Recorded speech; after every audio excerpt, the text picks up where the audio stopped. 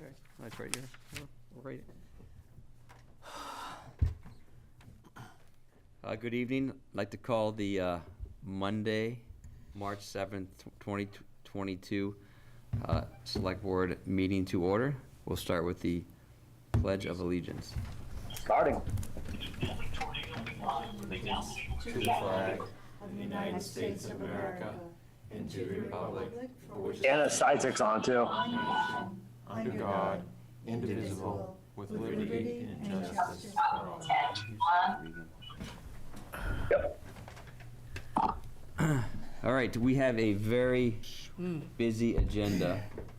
I've got minutes by each topic, so if we go over our minutes, we're going to make a decision whether to table it to the next meeting and to move on, or to extend the meeting. That makes sense. We've got what, It goes what, three, how many hours is that total up to? About 3 hours. About 3 hours.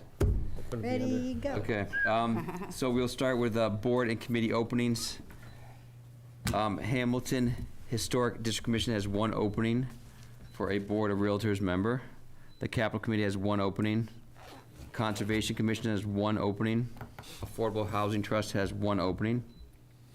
The Human Rights Commission has one opening that needs to be representative of the Housing Authority. And the Hamilton Wenham Recreation Board has one opening for a Hamilton resident. The next portion of the meeting is for public comment. That is for 3 minutes on topics not already on the agenda. We will start in the room first. Anybody have any comments in the room? And then please raise your hand on the Zoom call if you have any public comments. And Joe, let me know if anybody Will do. does.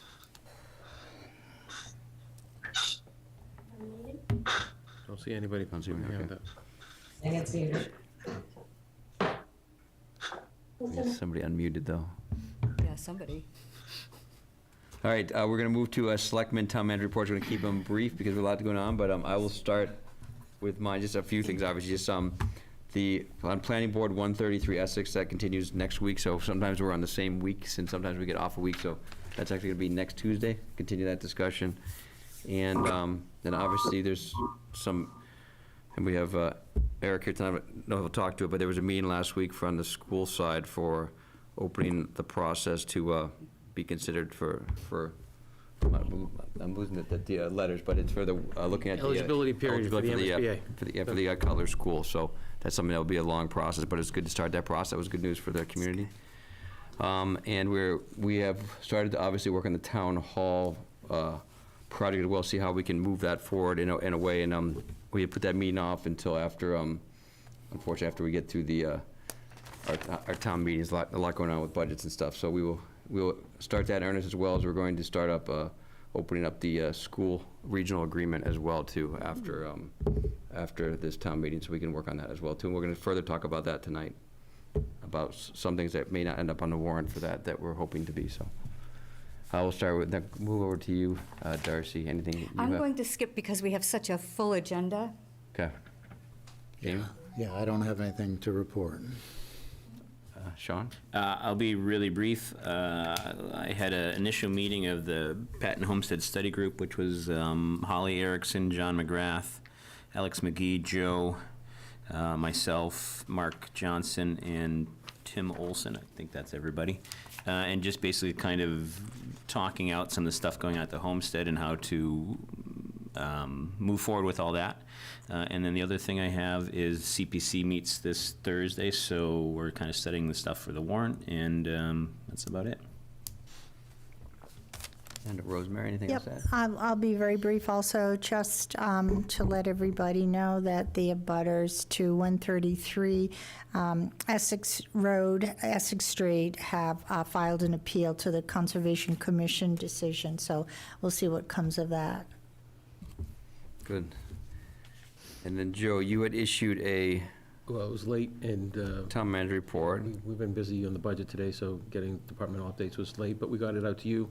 I'm not gonna speak to anything on that report right now. I think we have enough in No, front of but us. but it's a good update. A lot is happening. I mean, it's a 17-page update, so a lot of things happening in town and moving things forward as quickly as we can. So you'll publish that before next week. Yep. All right, so we will get to the agenda then.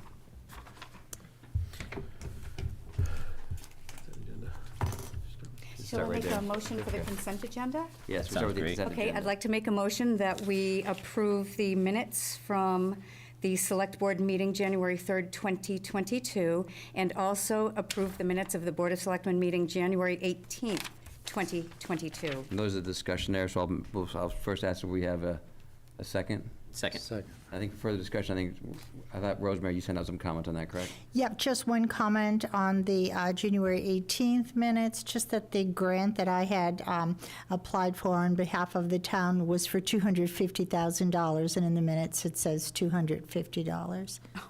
Okay. So, Okay. so So approve as amended then? approve as amended. So we'll take a roll call vote. You can just do a Oh, no, regular vote. we're all here. We're all here. All those in Everyone- favor, say aye. Aye. Aye. All those opposed? Going back and forth. All right, good. All right, so Joe, we're gonna start in order, correct? Yep. Okay, so the first item is what I just mentioned with the Cutler School project invited into an MSBA eligibility period. And so if you can give us more detail on that, Eric, that'd be great. Una falda differente. Got it. Just introduce yourself and give us a quick update. Good evening. My name is Eric Tracy. I'm the current superintendent of schools for the Hamilton-Wyndham Regional School District, and I am here to pass along news that's gone out and about in my latest weekly to the school community. But the Massachusetts School Building Administration has invited us into the 270-day eligibility period to study and examine the process for determining next steps with the Cutler School Building. As you may know, we have submitted over a number of years a statement of interest to the state and been basically passed by for, I think, 5 years now, and finally got accepted into the process. This is a vetting process. I think it's important for people to know that this does not mean we have an approved project. We don't really move forward yet. This is a window of time where they spend some time with us, gathering data, paperwork, pieces of information that are related to the process, while also trying to determine if the district is ready to manage and fund a major capital project of the size of a elementary school building. Just determining financial readiness in both communities, determining community readiness, and I think we exhibited a lot of readiness when we met with the committee and we did the tours of the building. They were very excited to have the town managers, town administrators, and school committee people and school people all on board in the process. And then identify needs for planning and budgeting along the way. And this initial period really jumps into the first opportunity begins on May 2nd. So we are a May group. They take all of the 17 school systems that were invited and they parcel us out over a number of months so that they don't have everything on top of one another. So we are a May group where our starting date or kickoff date for this 270-day process is May 2nd. And then within the first 30 days, we basically agree to, it's about a 15-page document that the state sends out, and really just saying that we are willing to abide by the rules and follow the laws and work with the state and keep them included in conversations and decisions that are made along the way. That's our first thing. And then within 60 days, we'll have to put together our building committee, school building committee. And that's an important opportunity for members of our boards and our community and our school system to be involved in really the long-term view and vision making for this project. So it's an exciting opportunity for us. It's a good way for us to, I think, given COVID and some of the scars that we have in our community, is an opportunity to come together and really build something amazing. And again, it's a vetting period still. We still need to get through this process and then be invited into the next segment, which is feasibility and then scope. And part of that, then we'll be into the actual building process. Please keep in mind that we submitted to combine the Winthrop and the Cutler schools. That was our most recent submission. We actually submitted for all three. We were denied for the Bucher School, but the Winthrop and the Cutler seemed like a project that the state was interested in doing with us. So it doesn't mean that a building will end up on either property, because through this whole process and into the feasibility study, they will do an examination of the whole community, identify some locations, and then we'll decide as we move forward as a community to what happens next. So I'll take some questions if you have any. Question? So tell me, is this going to be a renovation of Cutler, or will it be a new school? It's a new school. Okay. It's a combination, so essentially combining the Winthrop and the Cutler schools into one school. And part of this process, we'll be looking at who goes where. So for instance, the Bucher School still exists, and as you all probably know, through the regional agreement, one school needs to exist in each community. Right.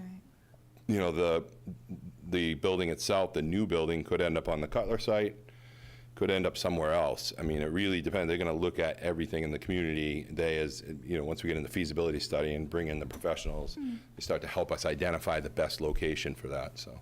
So the process is led by the school board for the first month, and then there's a committee that takes over the process and it reports back to the school board? How does it? Correct. The school building committee is really the managing body of the process. Having been through this before in a previous district, the school building committee, makes all the connections. They bring in people with some expertise and some understanding of the process, and then reporting back. That would be me. I'd be the liaison to the school committee. Also probably at least one school committee member on the school building committee. And then really they because of our regional status, the school board manages that project along the way. So, but the school building, the school committee has that kind of decision-making authority along the way. The school building committee will make recommendations, and they'll be able to make decisions too as we get into the process of direction and decisions related to little things and even larger aspect things like ventilation and doors and all those other fun things that we talk about in building projects. But as you said, it says it's still feasibility, or not even feasibility, but this is just the first part of the. This is a vetting, right, yeah, the I think vetting. everybody needs So I just to want to know make that. sure we want to support it, so whatever the select board can do to support ahead of being proactive, let us know how we can help support the effort. We appreciate that. We have a lot of paperwork that we'll have to do, and we'll need to reach out to the towns they'll be looking at new building, new home sales, and things like that. So we'll be digging for a lot of information in a fairly short window of time. And one more question on it was that you said there were 17 schools invited to it. Are they only allowed to move forward a certain amount, or could all 17 theoretically move forward if they all checked all the boxes? 17 could move forward if Okay, they so it's checked not over. limited by. Right. Okay. They were telling us in the meeting when we were invited, there's over $1 billion in projects if they all take place. Wow. That's great. Yeah, it's a huge move for the MSBA. I think it's important too to also remember we have submitted an emergency statement of interest for the roof at the high school, which is leaking like a sieve right now. We've submitted that a couple years in a row, and that's basically like hitting the lottery. If you hit the right year that they're looking for, then you get invited in. So we're currently off by a year, but that changes every single year based on who submits requests. So if 5 school systems submit requests and they have 28-year-old roofs, they'll probably go there. We're at 25 years, so we might still have a year or two to wait on that. And obviously, you're aware we're going through a master planning as well too, which I think interacts with the whole Winthrop site. So we just want to make sure we stay close with that. Right. We want to be on the same page with our master plan. We're planning. Yes, and and I know, Rose, you're working on that. So Will there be a focus on using environmental measures to create value for the taxpayers? So what happens is in these processes, the more green you get your building, you get certain points along the way. Some of those points are related to the state side of reimbursement. So it will be important for us to really examine all the options available to us for green buildings, green envelope, et cetera. That's great. when you guys are done, we do have one question from the Zoom call. So I just have one question, Eric.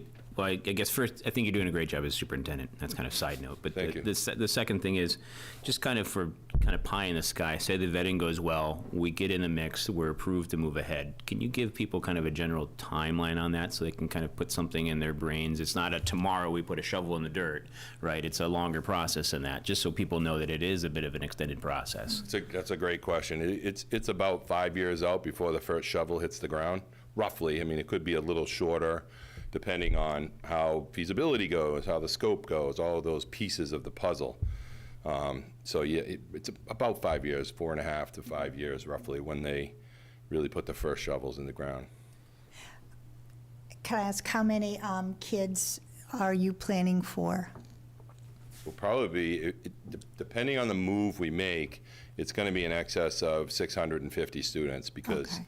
it will depend on what we do with the Bucher School. Right. So there's a number of scenarios. You could do pre-K, K in the Bucher School and put the rest in the other school. You could do, a different combination where you could do pre-K, K in one and then so it Yeah. really depends on how through this process we determine the best uses for the Yeah. facility. That's an interesting thought. I think the Bucher's a great place for the little kids. It is. So cute. It is.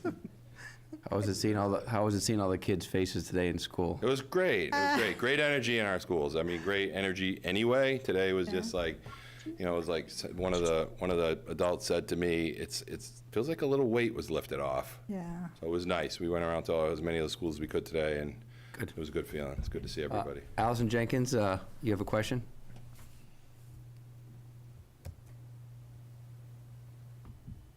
You can unmute, and you can speak. Sorry. When is the lease over at the Winthrop School? And secondly, could the proposed new building go into Wenham, where Hamilton is, gives up so much land to the school system, and Wenham has a very small piece, so maybe it would lend itself to some equitability. So the two great questions. The current lease on the Winthrop School and the Cotler School are 20 years. You'd have to go back to, I forget the exact date, but even if we decided, okay, we're going to do this project, we build the school, and it's before the 20 years is up, there's language in the regional agreement to allow us to exit the agreement. I mean, it's a no-money lease anyway, so it's just more of a coming back to the town and just making the agreement. So I think that will be easier than that. The second question is a really good question because part of that's the study process, the feasibility study process, will look at both communities. They'll look at any available land or sites that fit a particular margin for that size of an elementary school. And I don't know the exact acreage, but I think it's a minimum of like 14 or 15 acres. And then they'll start to look at all those options and put them on the table, and those become a discussion item for the school building committee. Okay, great. We just had one approved last week from MSBA in Reading. I was more concerned about the Reading lease, the Winthrop lease, because I think it's expiring in like the next year or two.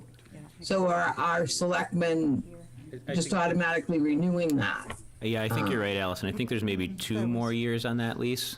Because I think close. and Eric said it was 20 years, but I think the Winthrop is a 10-year lease and the Cutler is a 20-year lease. Any other questions for Eric? Great, well, thank you for bringing that to us, and I'm sure we'll have lots more conversation. Absolutely. Thank you for having me, and certainly reach out anytime. That's Thank you, great. Eric. Thank you. Thanks, Thank Eric. you. Donation scoreboards. Yeah, Tim Pazzo. Next item is a topic that we talked about a few weeks ago, but donation of scoreboards at Patton Park for the Hamilton Wenham Little League discussion and vote. So, who is here today to talk to that? Tim Fazio. Is it Jim here? Yep. Hi, everyone. It's Tim Fazio. I'm back again. Hey, Tim. Thank you for having me. So I'm the president of the Hamilton Wenham Little League, and I can take as long or as short a time as folks need tonight. We spent a lot of time at the last meeting presenting on our plan for 2 scoreboards at Patton Park that are going to be donated and maintained by the Little League. And we went through sort of our general plan for where they would be and how they'd be constructed.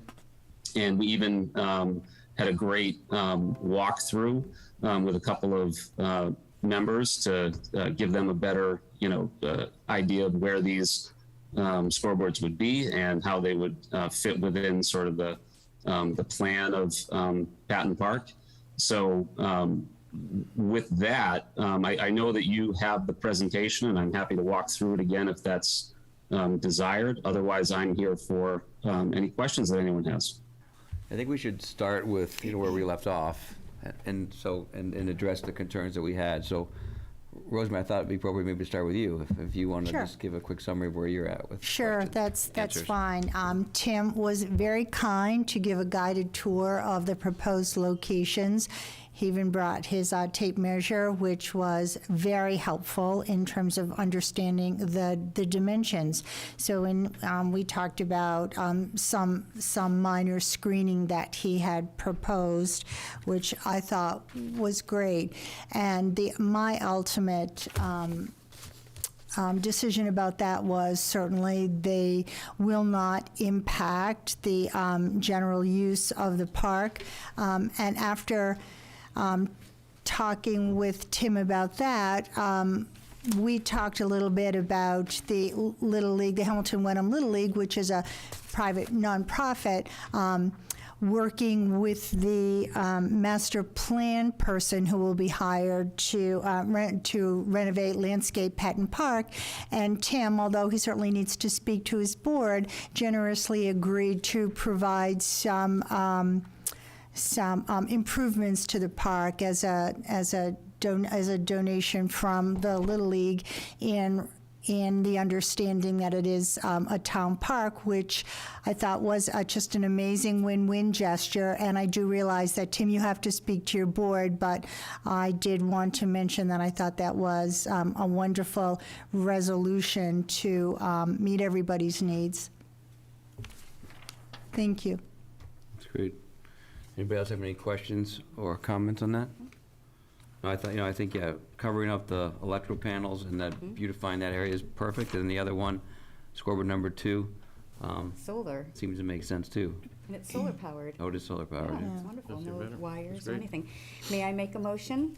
Yes, we'll just go around and ask for further discussion, but yeah, make a motion, please. Yes, I move that we vote to accept the generous donation of scoreboards at Patton Park from the Hamilton Wenham Little League. Second. Have a second, and do we have any further discussion? Anybody on the Zoom call has any questions or comments, please raise your virtual hands.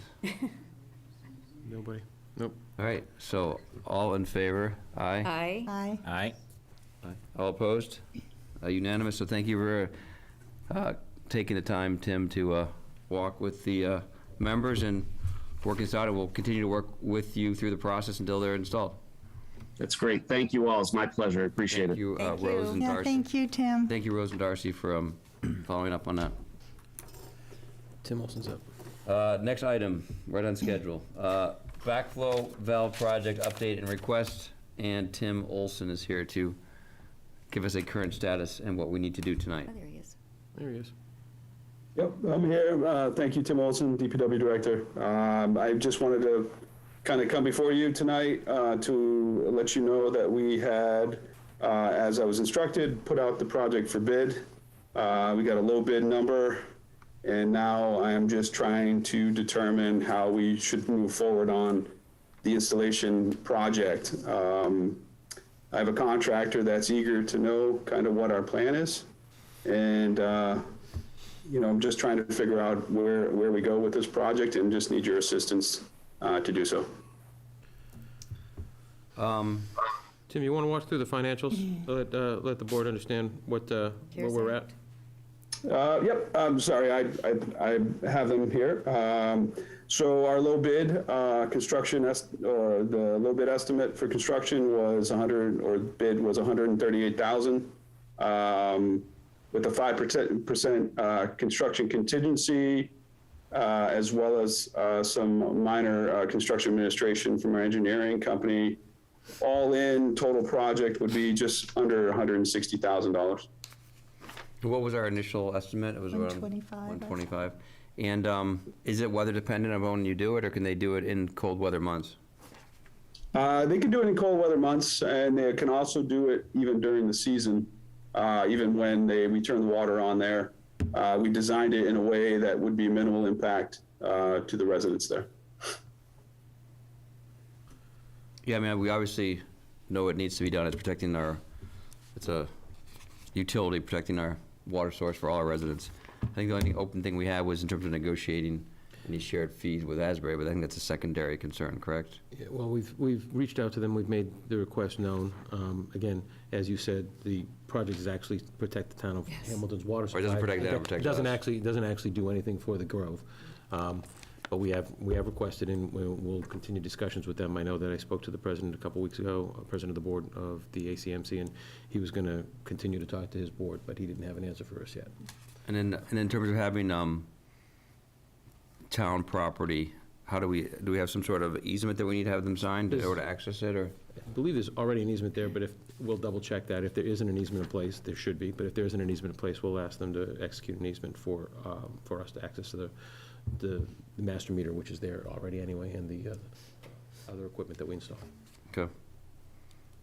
And out of curiosity, Tim, what was the second bid? How close were the bids? We had 5 bids, and I think 4 out of the 5 were probably within a few $1,000s of each other. Okay. I think it was right around 140,000. I have a question on Zoom, but we'll go around the room here first, see if anybody else has any questions. Could Joe confirm this is CARES Act money? Well, it's ARPA Part of money. it? It's ARPA money. The CARES Act money is gone, but it's ARPA money. Okay. And we had a placeholder going back to December. We didn't obviously use all that, but we would ask for the board to confirm your support of that with a vote tonight in the amount that's needed, so. Would we need to specifically state that it's ARPA money that we're authorizing? Because that's. Yeah, you need to do that. I think whoever makes a motion should. Yeah.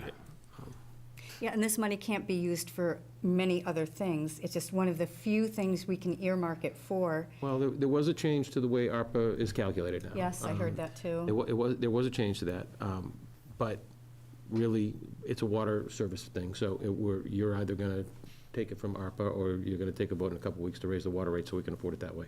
Those are the 2 places that we can pay for water projects from, so. Yep. May I make a motion? Yeah, anybody else have any comments? Oh, Okay. sorry. Nope, you're good, go ahead. Oh, I was going to say, I'd like to make a motion for the backflow valve project. And To authorize ARPA funds in the amount of?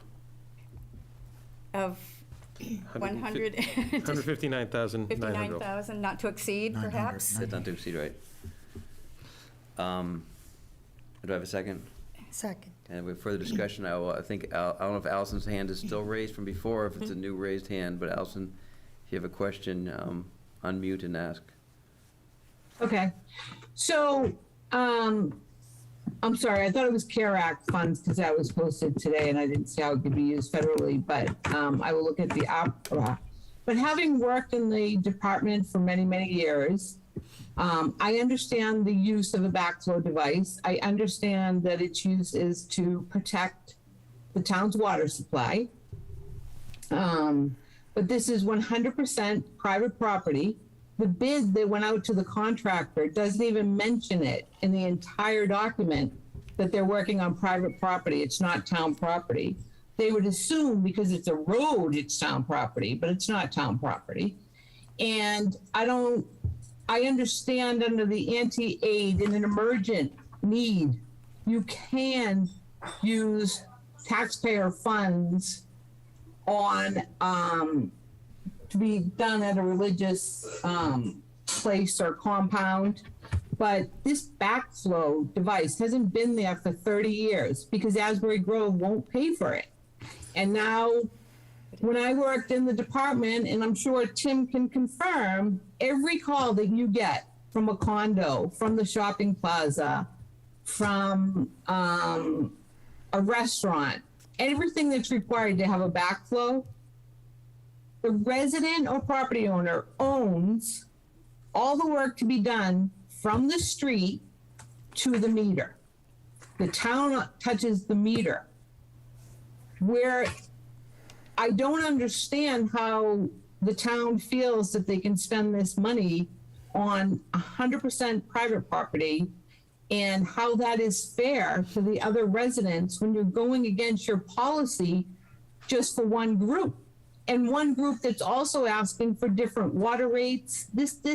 I don't understand how you can justify spending our money on private property. I would have to pay for it on my property. The shopping center would have to pay for it on theirs. Why are you changing a policy only for Asbury Grove? Yeah, I mean, I think there's a bunch of ways to answer that, and I think it's a great point to ask, because I think, I think ideally we'd love for them to write a check and pay for it.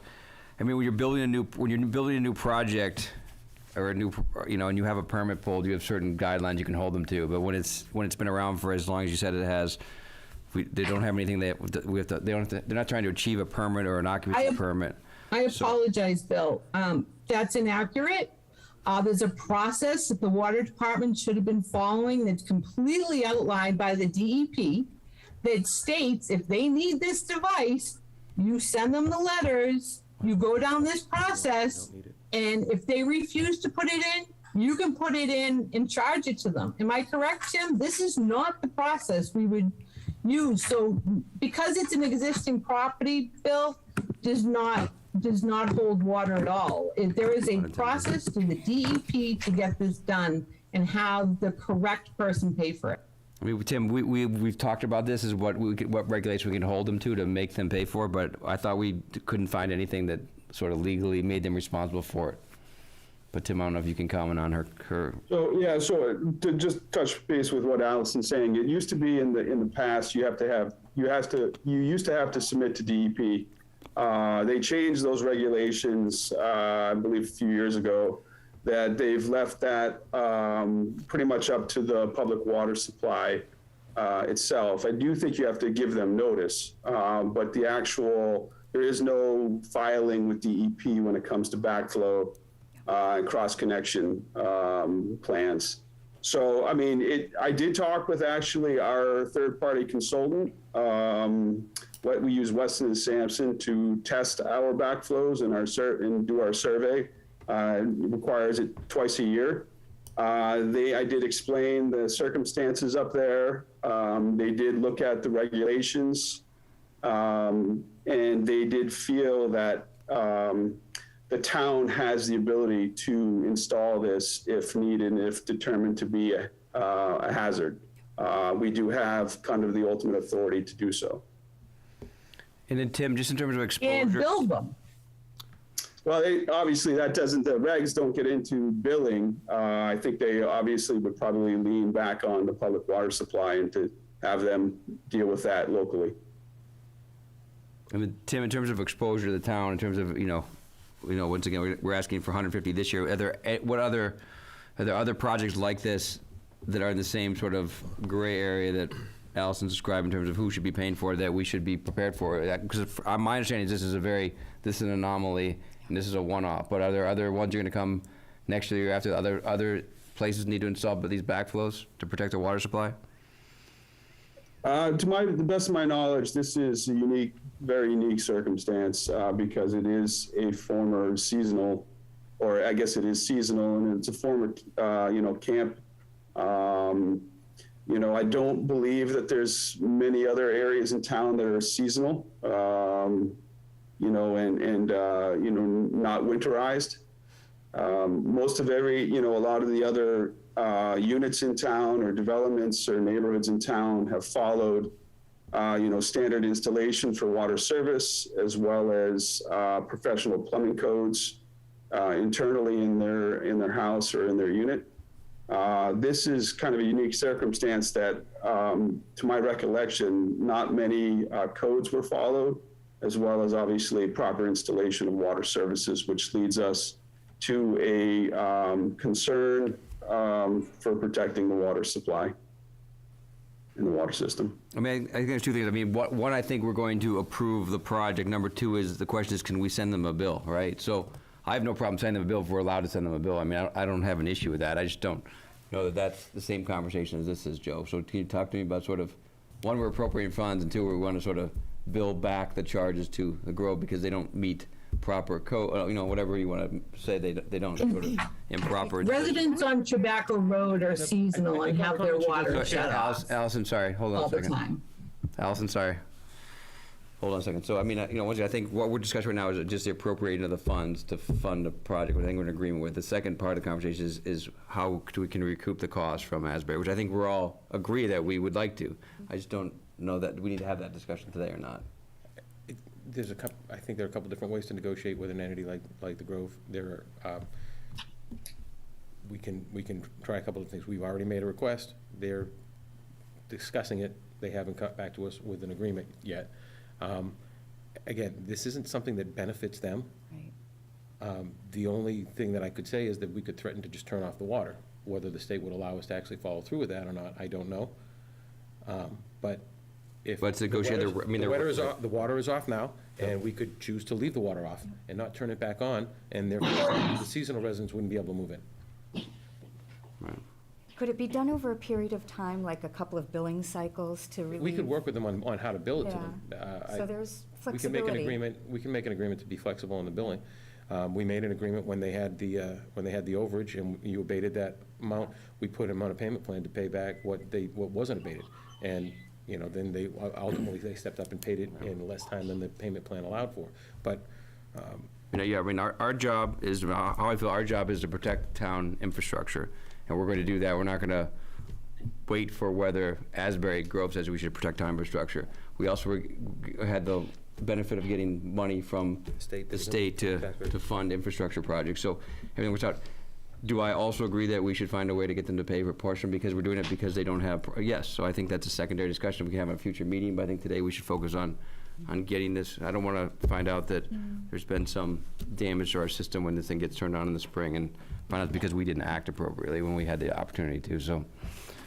So I hear Allison's comments, and I agree. I think that's something we should put on a future agenda. And I know that we're already working on it right now with them in the background, but we should figure, they want to negotiate water rates, well, this could be part of the negotiation, right? So, anybody else have any comments? I guess I just have kind of comments related to the easement and the private property, and once we install it, are we perpetually responsible for it, or will the Grove take ownership of it? I think to answer that question, Sean, I think that has to be in part of the negotiation.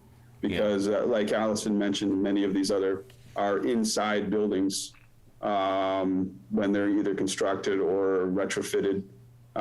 This is a unique circumstance because this will be in an exterior vault underground. We will still have to access the vault like twice a year to do our survey, but it's not going to be within an actual building like the other ones, the other units in town. Right. So I think that's a good point. I think we should draft up the easement before we. Yeah, I don't quite feel comfortable. I mean, I don't know how everybody else is feeling, but agreeing to something tonight, I hate to put a stop to it, but there's a lot of things that we haven't talked to the Grove about yet, I think. The easement and the responsibility for it, and We have a payment. meter there, so there's language already there to maintain. Right. There's a pipe that goes across property, there's a meter there. Adding something else in line is not, but yeah, we should. I mean, we cross say it's Ts. not, but they might not say the same thing, right? Well, I can tell you that we have to access that area to read their meter. There's no way to remote read it from not accessing the private property. Gotcha. So the way that the current infrastructure leads us into that area to perform the quarterly read, like I said, I'm not sure. They may be, if they choose to not let us in and not let us access that area, well, we can't read their meter then. And so that might be another issue. Right, and then we either just shut the water off or charge them the highest rate. Right. Matt, what I say we should do tonight is approve the funding, but basically say we're not going to proceed until we have Everything. an easement and agreement with the issues Grove. resolved. Yeah, I'm okay with that. right.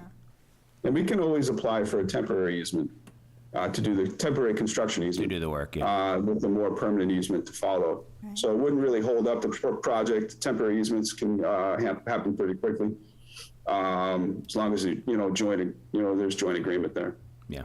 To Sean's point, though, I agree with him when we discuss the issue of who's going to take long-term responsibility for monitoring and maintenance of that. So I think there are still a lot of things to be worked out before the shovel is in the ground, as they say. But I think the premise is sound. I mean, I can tell you that their infrastructure is aging up there, to the point that they've done recently some substantial work on their water mains. We've had numerous leaks up there over the past several years. And another thing we can maybe ask them is if they don't, this is an option, but the other option is to literally to redo all their service lines and make them code compliant into their buildings.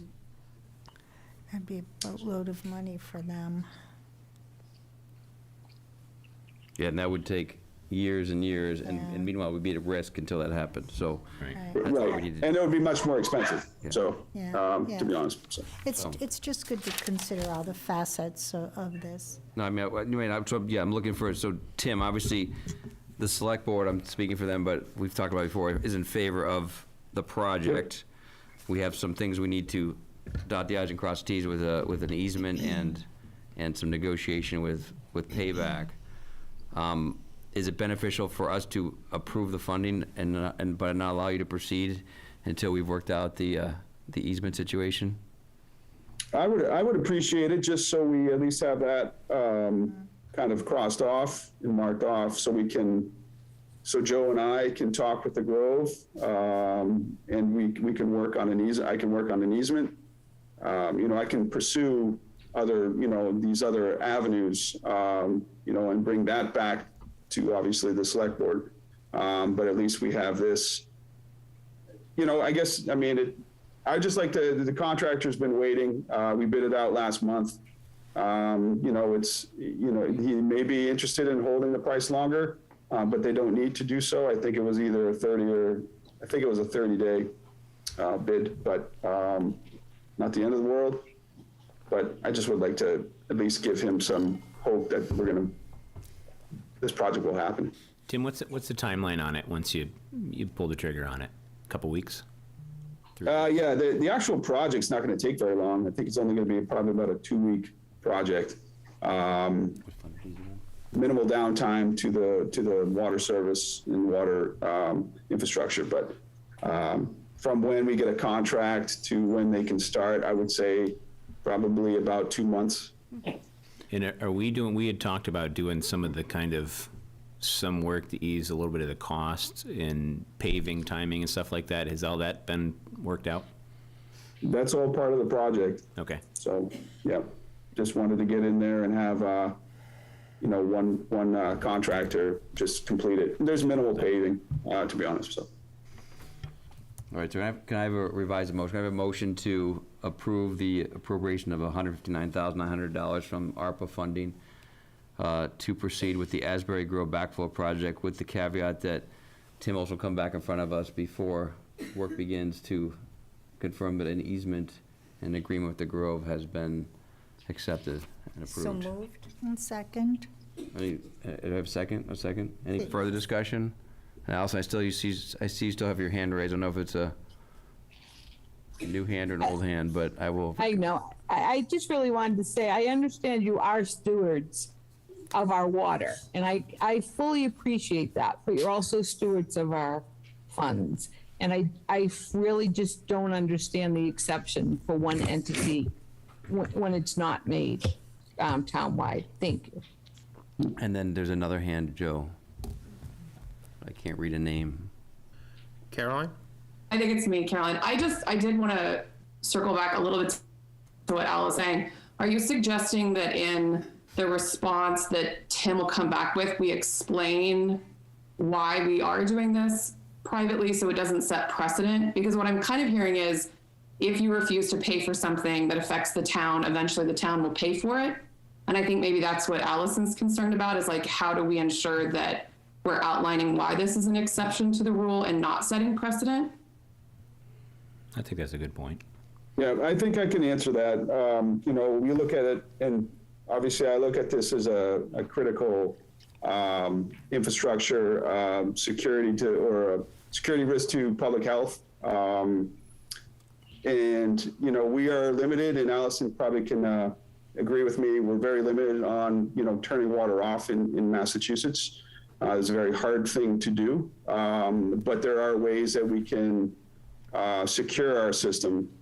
So if there would, you know, if there's another resident that has a health risk or health security risk, you know, we would try to work with them. And I think that's what we are planning to do here. We're trying to get, you know, the funding strategy hasn't been solved yet, but our plan has been. So we're kind of helping, in a way, helping this resident or residents come up with a strategy, you know, to move forward. I think we would do that. You know, single homes are very low risk when it comes to cross-contamination.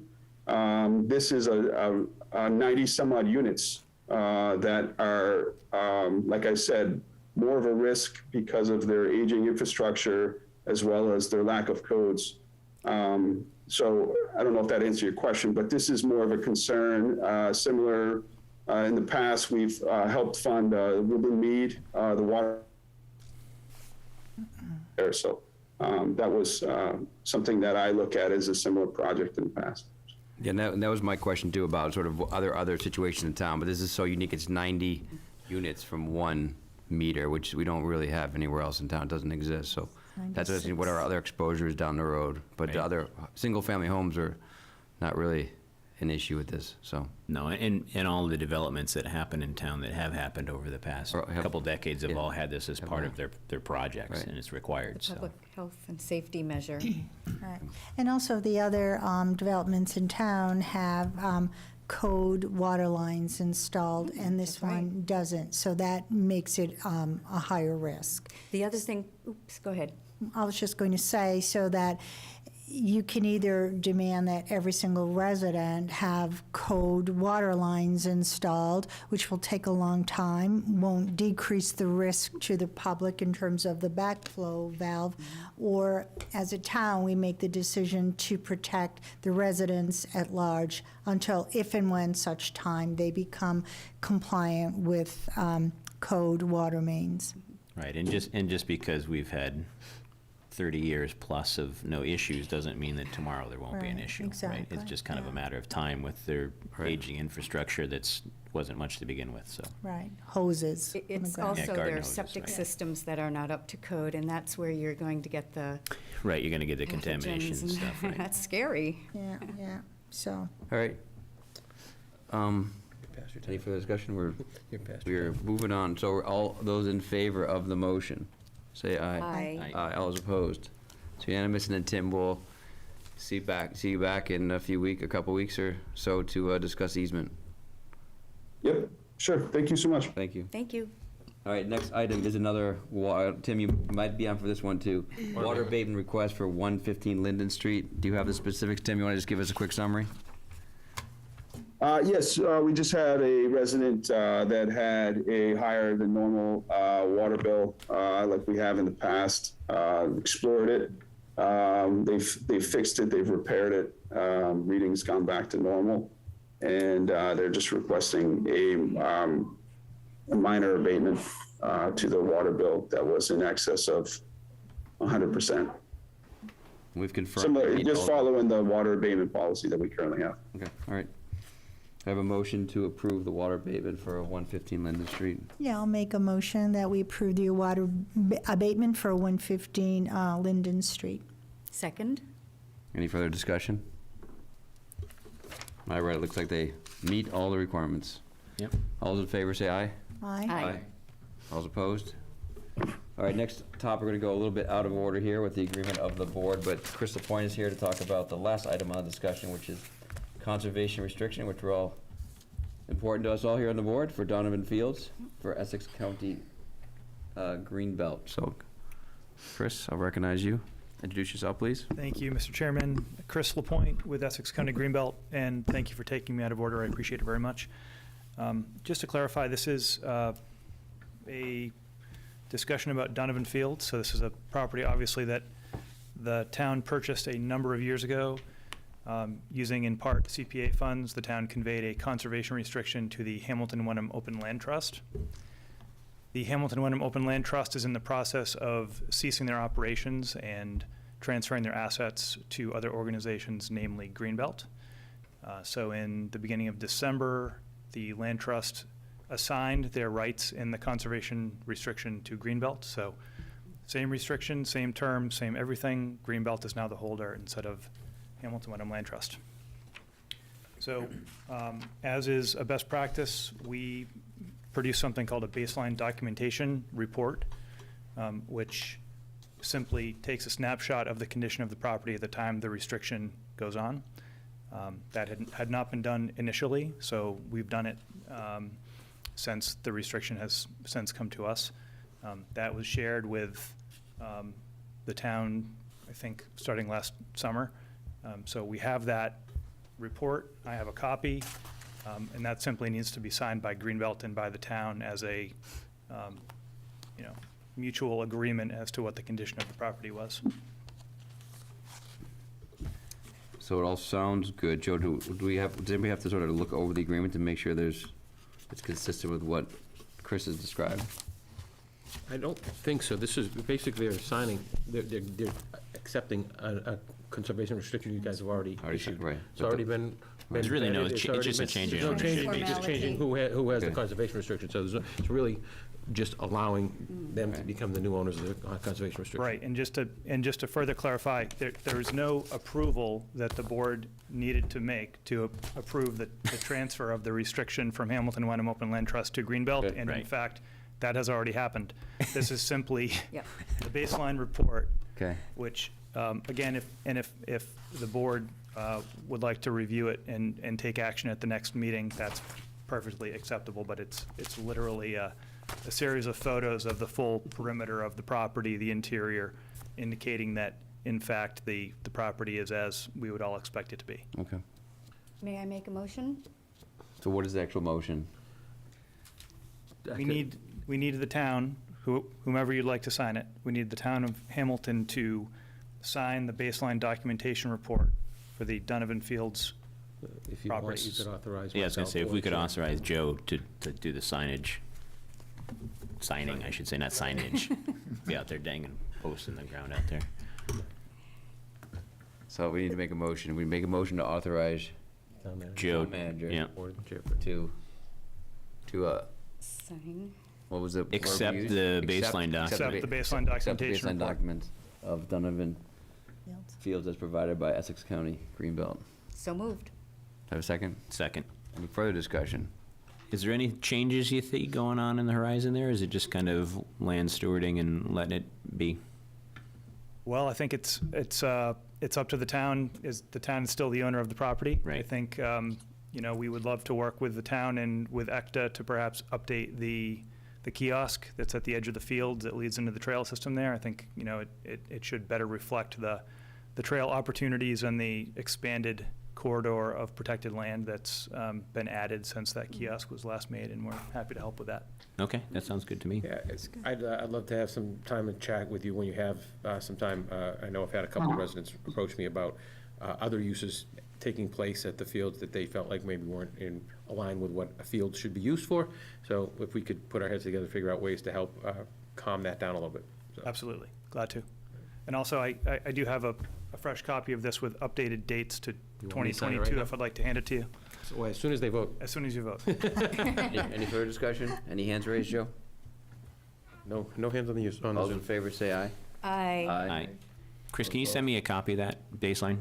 Absolutely. It was in your packets. Oh, maybe I didn't see Those it. color pictures? Is it in the second part of the packet? Okay. Yeah, like so our many And just pages. as a Little League parent who has trouble keeping score, thank you for your vote this evening. Thank you for all the work you do, Chris. Appreciate it. Yes, thank you. All right, to move on back to the agenda, back to our normally scheduled programming. Oh, I got it. We're up to the Patton Homestead MOA with Hamilton Concom. Continue from last week, introduction of land management plan. So Joe, who's speaking to that tonight? Looks like George is here. George is here. Page 3. George? Yes, I am here.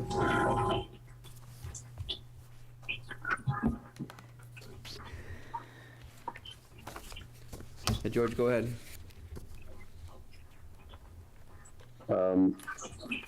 You want me to give you a narrative? Rosemary, you want to walk us through what, are you familiar with this, close to this? Yeah, Well, George just asked you if you wanted him to give you. Yeah, another- what do you think the best way, Abbreviated? what do you think the best way for him to communicate? George, can you be brief, just because we are on a timer and Joe is holding the ruler out if we don't I'm keep not moving holding- along. Could I help set it up for him? Yes. Yeah. So obviously, back in December, the board was close to signing an MOA with the Conservation Commission to allow the Conservation Commission to have a little bit of stewardship over some additional land out at the Patton Homestead. They already have 9.1 acres. This would convey about 6.6 more acres and kind of create some programming stuff.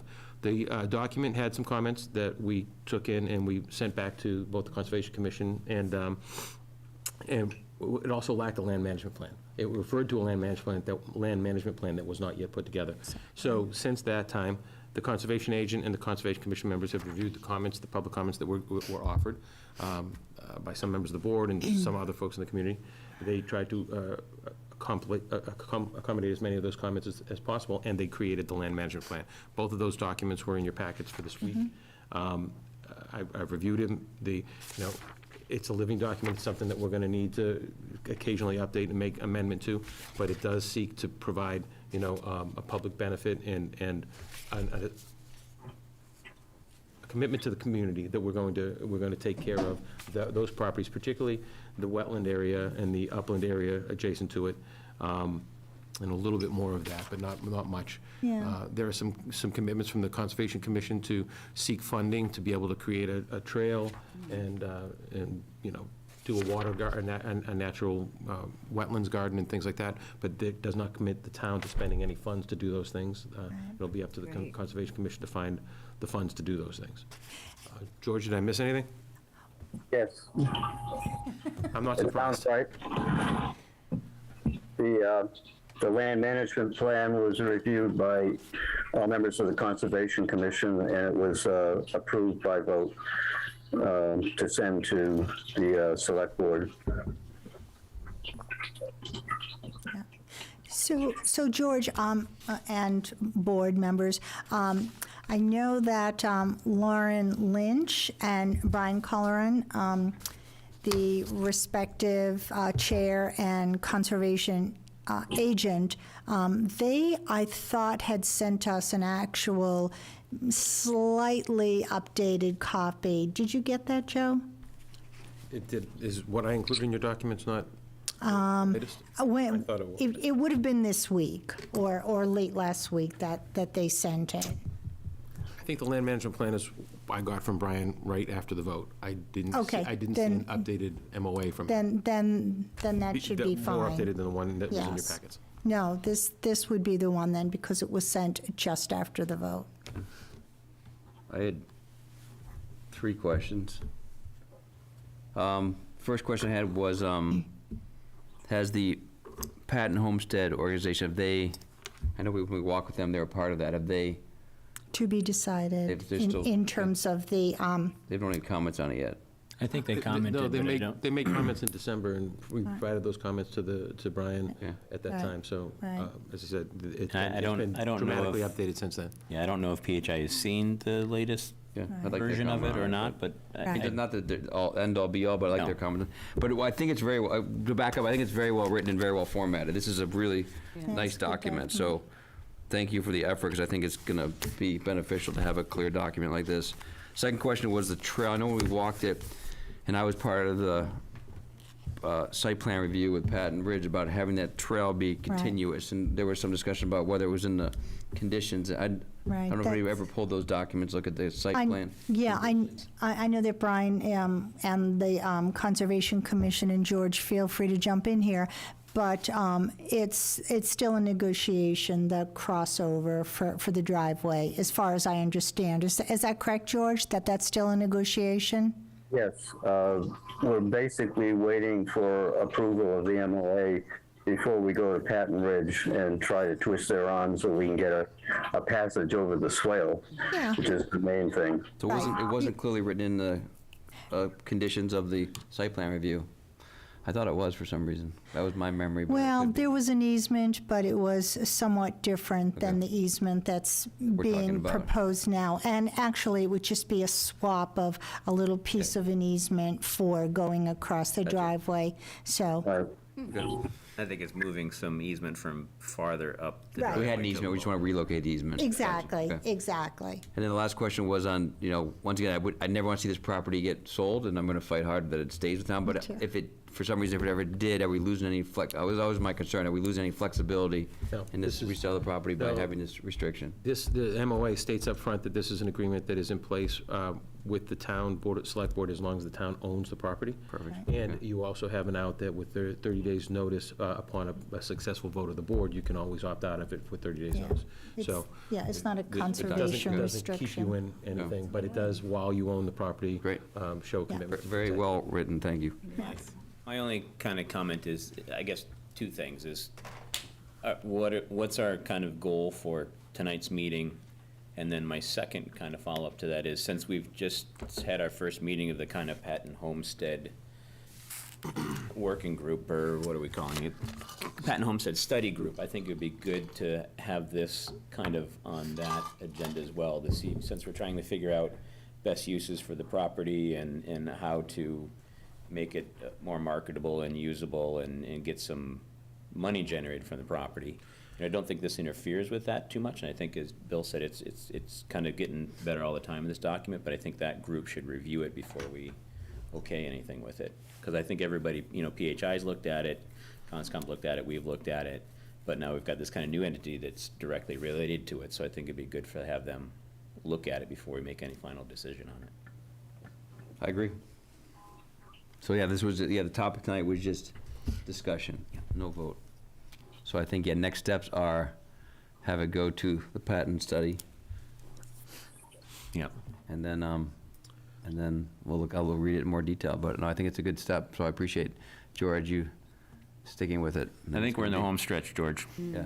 I'll make sure that both the PHI and the new study group get copies of both the MOA and the LMP and ask them to be ready to comment on it for the select board.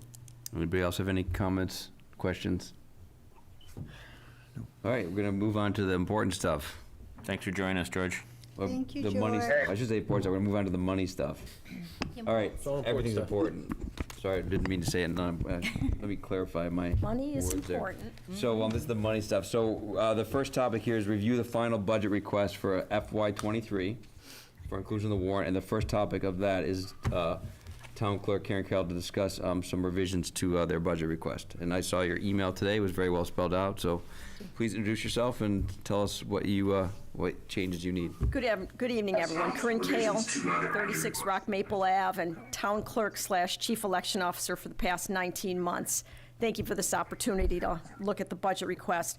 I'm here looking for support for an additional $19,900, which is about 10.5% to the original town clerk budget that you saw, bringing the total at just over $200,000. It brings me up to about $209,000. I apologize for this late request, but at the end of January, there were 2 actions on Beacon Hill that changed the upcoming years for elections. The Massachusetts House passed the Votes Act, the election law changes that made the pandemic-related voting expansions permanent and forever changed the job of town clerks. The Senate had passed the bill in October. And secondly, the governor signed a bill that set the date for the state primary this year for Tuesday, September 6th, the day after Labor Day, which means that clerks' offices will be working Labor Day weekend. These changes really opened my eyes as to what was ahead for elections, and I knew I needed to look into the budget. So with those changes, both in-person early voting, if anybody had voted here in the Memorial Room early, and vote by mail are here to stay. Providing voters with more options is terrific, but the impact on clerks and their staff was not addressed. I think you can appreciate how much goes into planning for a 16-hour election day when you have to be prepared for possibly 5,000 voters to show up to vote, and several have questions and issues. They're not always straightforward. In-person early voting, which is now in addition to just an election day, in-person early voting requires 7 full days here in the Memorial Room, including a Saturday and Sunday prior to the state primary. and then 14 days, including 2 Saturdays and Sundays, prior to the November general election. Each of those days requires extra hours for setup, breakdown, and electronic transmittal and receipt of data to keep the voting list up to date each day when town hall opens at 8 o'clock. As one clerk nicely summarized, clerks used to plan for 2 election days, a primary and an election. And now we must plan for 23 election days, with the election day itself still 6 a.m. to 10 p.m.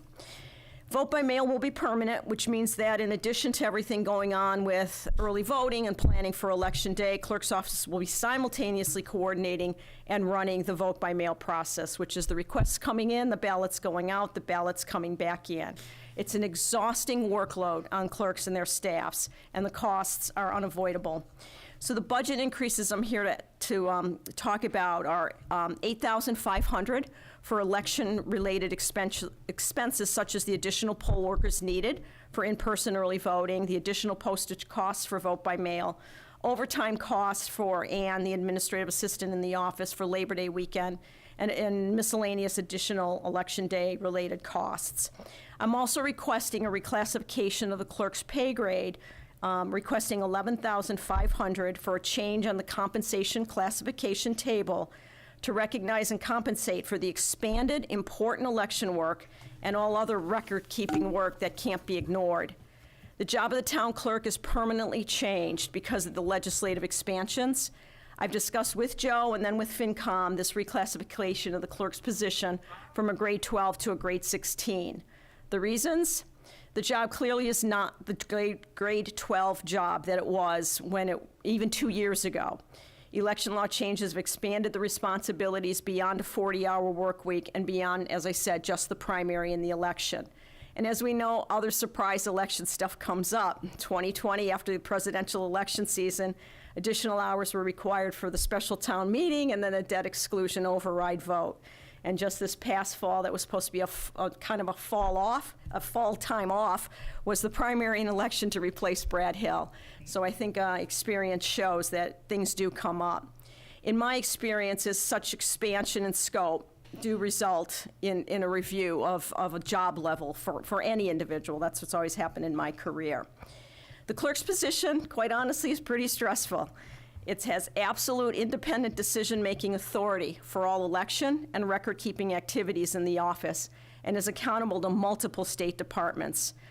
Honestly and absolutely objectively, it doesn't appear to align with being the lowest classification and salary level of the full-time department heads. Again, in my experience, a job with such independent decision-making authority has been a critical factor in determining the classification of a job. Although it is absolutely expected that department heads put in extra hours, the extra hours now go well beyond what could have anticipated when a grade 12 classification was arrived at in 2016.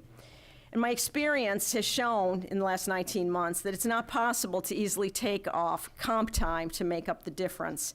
In the fall of 2020, the presidential season, I tracked it closely and was required to put in over 100 extra hours of work, and that's the required time. That wasn't just because I was coming in to clean my desk. That was being here for early voting and all the other required times. It wasn't even possible to take one vacation day over that 6-month period. So it did equate to about 4.5 extra weeks of work, all unpaid, because the personnel policies for elected positions don't apply, and there's really no other mechanism in place to recognize the extra hours and lost vacation time. There's no overtime available. It's a very unique situation, and it appears that the only way to compensate for this expanded responsibility and hours is to look at a reclassification. So on the reclassification table, grade 12's at the bottom. The high end is a 21. There's positions in there at a 13, 14, 15, 16, 18. My request, after talking to Joe and putting some thought into it, is a reclassification from the grade 12 to a grade 16. So it's still, very much toward the mid to bottom.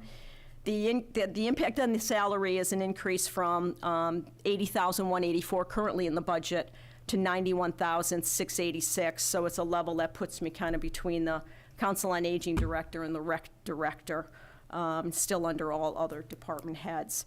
So I appreciate everybody's support or in consideration of this and hopefully support. I did get Joe's support finally after a long discussion. Thank you. And the FinCom did vote unanimously after 45 minutes of question and answer. So I'll be happy to answer any questions that anybody in the room or anybody on the call has. What was the FinCom's most challenging question to you?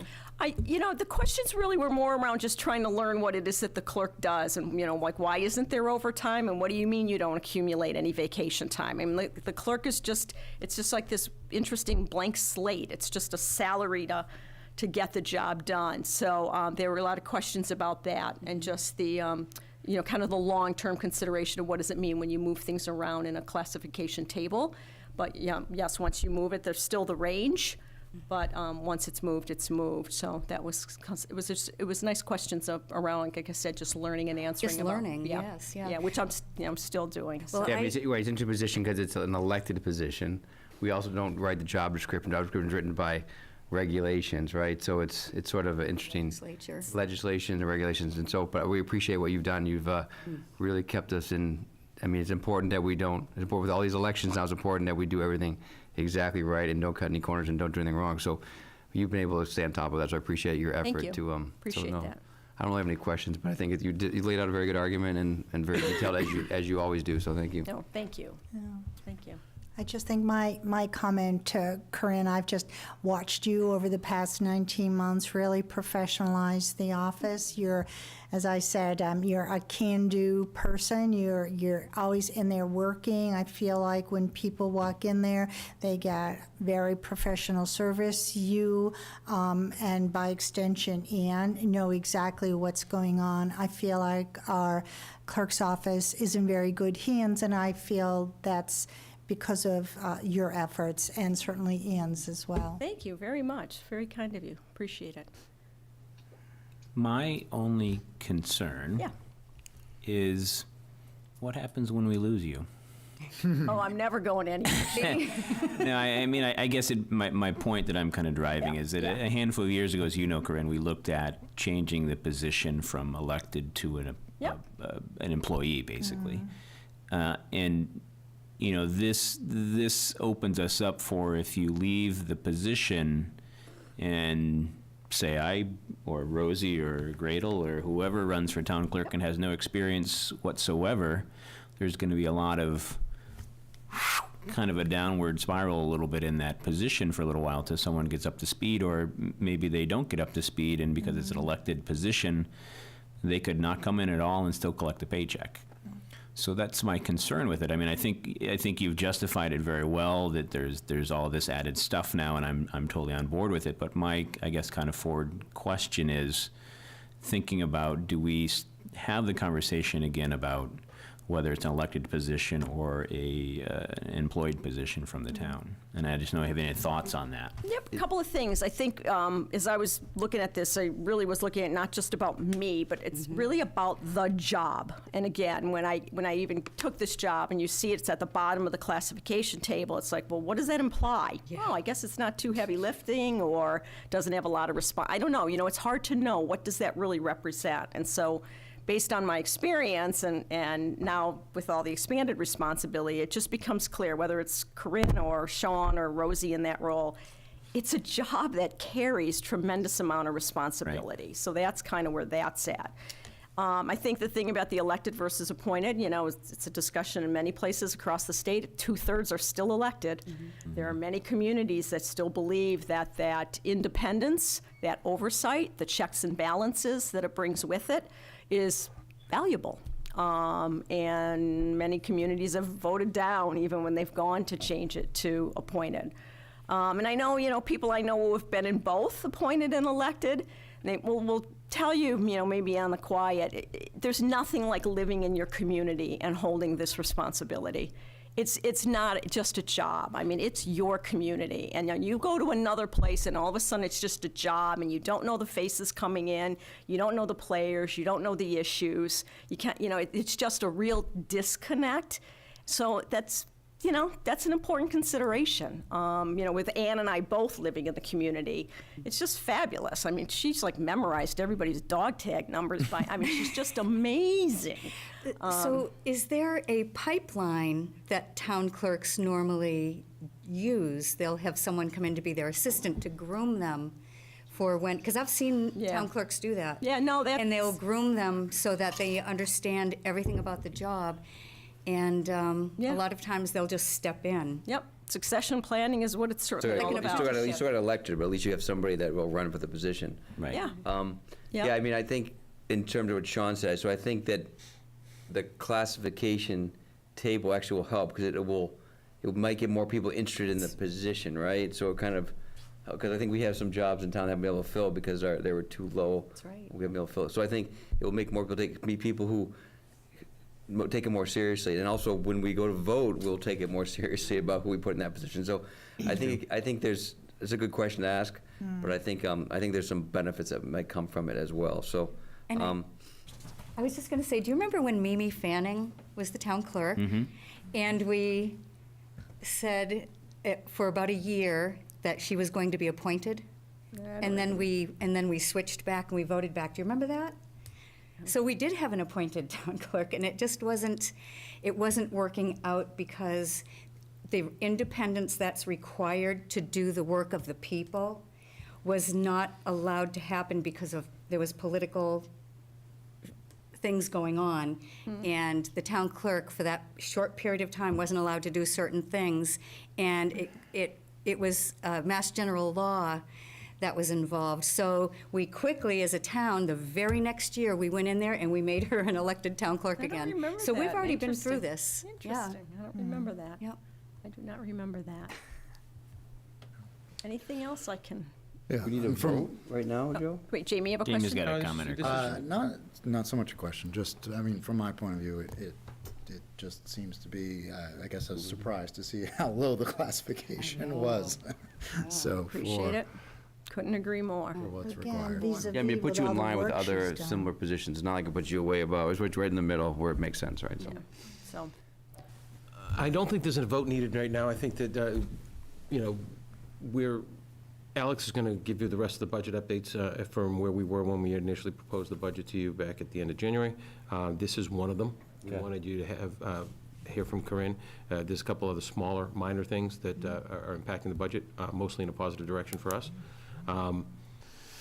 If you're okay with it, we're just going to leave it in there as Corinne has proposed and we've agreed, and that's kind of where we're going to, I didn't hear anybody say they had a problem with it, so we No. can move forward.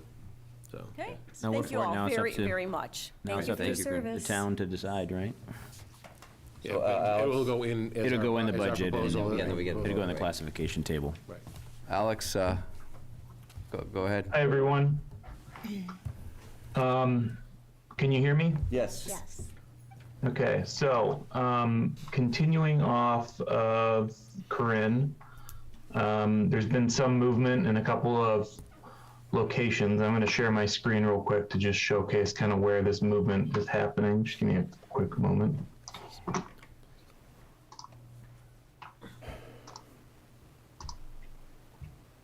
All right, you should be able to see my screen now. Yes.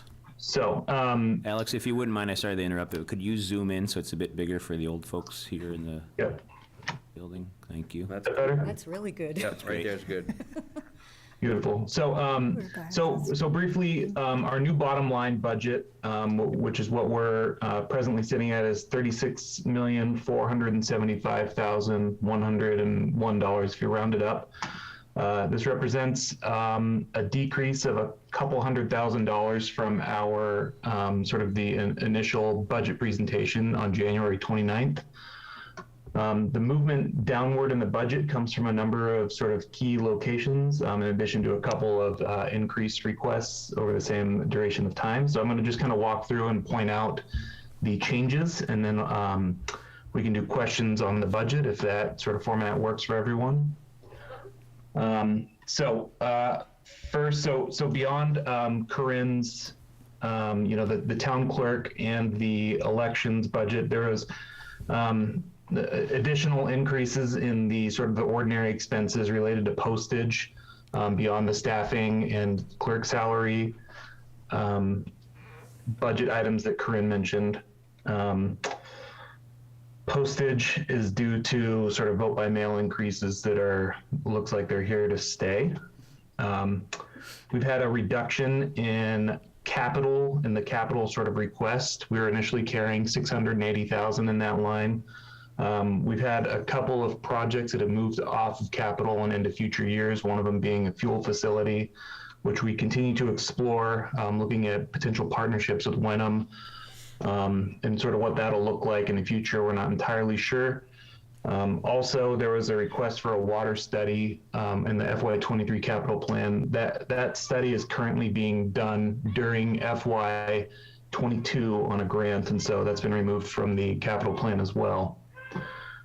Let's see here, moving on. So one of the more recent changes, an increase in salary, is from the facilities department, public buildings, and that is the sort of the change from a outsourced custodial service in conjunction with a 10-hour custodian that currently works at the ECO being sort of morphed into a full-time employee custodian that will service all town buildings.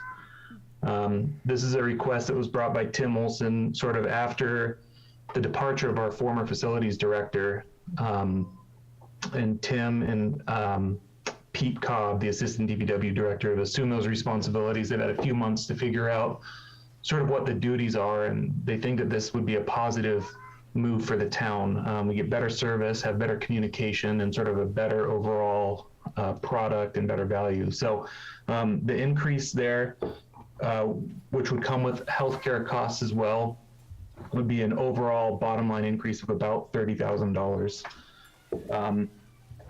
with the movement in both directions, both up and down. So that's to consider. We saw a big reduction from the schools in their request. There's a second reduction, I should say, and it was some difficult conversations, but they really sharpened their pencils. The school committee and the administrative team over there have been wonderful to work with, and so we thank them for that. The schools were now facing an increase, I think, of a little over $700,000 over last year, which initially that number was closer to $1 million. So we've seen some downward movement there.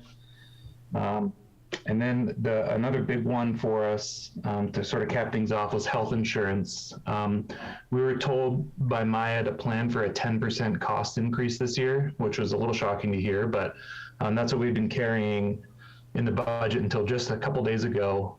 Our Maya rep stopped by, and the actual price increase is going to be 5%. So that paired with a reduction of a couple town employees coming off insurance that are no longer taking insurance, we're actually going to see a reduction in our line item of about $37,000 over FY22's number. So all of that movement combined together brings us to a bottom line of $36,475,101. So a couple of sort of high level things to note. This is a 3.3% overall bottom line spending increase. This allows us to meet or exceed all of our required financial policies for the town, namely maintaining a minimum of 5% free cash, 5% in our general stabilization fund, the matching our annual depreciation amount of our capital assets for our capital stabilization account, maintaining our healthy amount of retained earnings in our water enterprise fund. So this is a comfortable level service budget. It's not, there were really no increases, extraneous increases other than sort of what we've covered here. So maybe this is a good point to take any questions that may exist. I just had one question, obviously current events, but fuel costs have gone up 25% in the last 2 weeks, right? So how are we going to account for fuel costs in our budget for 23? Sure, that's a great question. So we purchase fuel from from vendors that exist on state contracts. So we get the price that you are personally going to pay at the pump in a commercial setting is much higher than what we're going to pay as a town. At the same time, we're also going to see increases there. One of the things that I do when preparing the budget, or that I did this year preparing the budget, is work with each of the department heads that are large consumers of fuel. So that's Public Works, Police, and Fire. And we bumped up fuel. So I looked at the 3-year average of consumption and then looked at the prices we were paying for fuel, inflated those by 25%, multiplied it out, and then they adjusted their budgets upward accordingly. The plan was that we would likely come in a little over on our budgeted amount. We were doing this planning during sort of the big fuel spike, and I think it was like November was when we were doing this. So I'm comfortable with where the fuel budgets are at right now. I haven't heard any requests from any of the department heads to increase them. So that's where we stand with those. I'm comfortable kind of letting it ride as is. Other questions? That's pretty good. Yeah, I'm I like it impressed when the with number comes down. Yeah, I like 3.3%. it. That's, Yeah, I did not think That's I exciting. did not think we were going to be at 3.3%, so it's Good job, Alex. good work, everyone. For Thanks, those- everyone. For those who like to pay attention to it, too, the estimated impact of the tax rate would be still under 18, barely, $17.99 per thousand, but we were able to keep it under 18, which none of us entered this budget planning season expecting that. So No, we didn't. we're pretty terrific. Teamwork. happy with Really, where we're the coming from. schools were really, No, the schools have been great partners this year. yeah, I think they really have. The schools and all our department heads, everybody Yeah, involved has been great. I absolutely. mean, I think of the years we were really on the lean. You know, when Joe first came on, we were barely at like a 1% increase because we're trying to compensate for the school budget increases. And I think the school this year helped out a lot, and department heads, and Yep. we've done a good job of sharpening the pencil a lot of times. good. We've had 4 superintendents in 4 years. I really applaud for taking Yeah. charge and working with us, so it's good to Absolutely. have him in that Absolutely. position. All right, Joe, we do not need to vote, right? Because that's going to go into a bigger discussion. I would love to accept a budget, a vote from you to accept the budget updates from the finance director, and that would include. And they're not being updated. Their entirety, which includes Corinne's request as well. I move to accept the budget updates from our financial director, Alex McGee, as we've heard this evening. Second. So, any further discussion? So are there any more, I mean, so do you make any more revisions between now and the warrant? My attempt is to no. Yeah, from here, we will finalize, basically, Alex and I have already gone through this and put these into our budget, but now we will make sure that document kind of gets finalized internally. And that'll be what you and the select, and the joint, FinCom will be voting on jointly next week, that and the warrant articles. So that we can finalize the language in the budget article, for instance, in the warrant with this vote that you made. So we'll have that kind of final number pretty soon then. Yeah, Alex will have Alex has screenshots for you now, in the next phase of this, we'll be going through the warrant articles. Most of the warrant language is here, not all of it. The vast majority of the warrant language is here. A couple things we need to work on, particularly around CPC. But most of the warrant language is here, and that's the next thing Alex will be leading us on. Okay. All right. Sure, so, are we ready to shift gears to look at the warrant now? Nope, we didn't vote yet. You just got one vote, Oh, Alex, sorry, and then you're yeah. up. So all those in favor of accepting the budget as presented tonight, say aye. Aye. Aye. Aye. All those opposed? All right, thank you, Alex and Joe. And the next section is review draft warrant language for 2022 annual town meeting, with the first item being review amendment to warrant article sponsored by HWRSC as proposed by town council, but that is going to, so Joe, walk us through that, please. Yeah, so obviously, we know that the regional school district had sought to amend the language in the district agreement related to how school committee members are elected. That was partly in response to your request to open the agreement and calling to that to light, and also because the clerks in both towns had pointed out that the process for acquiring signatures and nominating candidates, et cetera, is not consistent with state law. The clerks both gave up a lot of their own personal time, met with folks from the district. They fashioned together something that they expected would be sufficient, and then we had KB Law take a look at it, And as you all know, Lauren Goldberg at KP Law is an expert in this field, and she quickly threw up a red flag. She appreciates the effort, but pointed out that what was put forward also is not supported currently by state statute. She advises us, and I shared an email with you all today from her, she advises us to pull the article this year and work on it prior to next year's election. She expects it'll probably need special legislation, which would be the right way to approach it.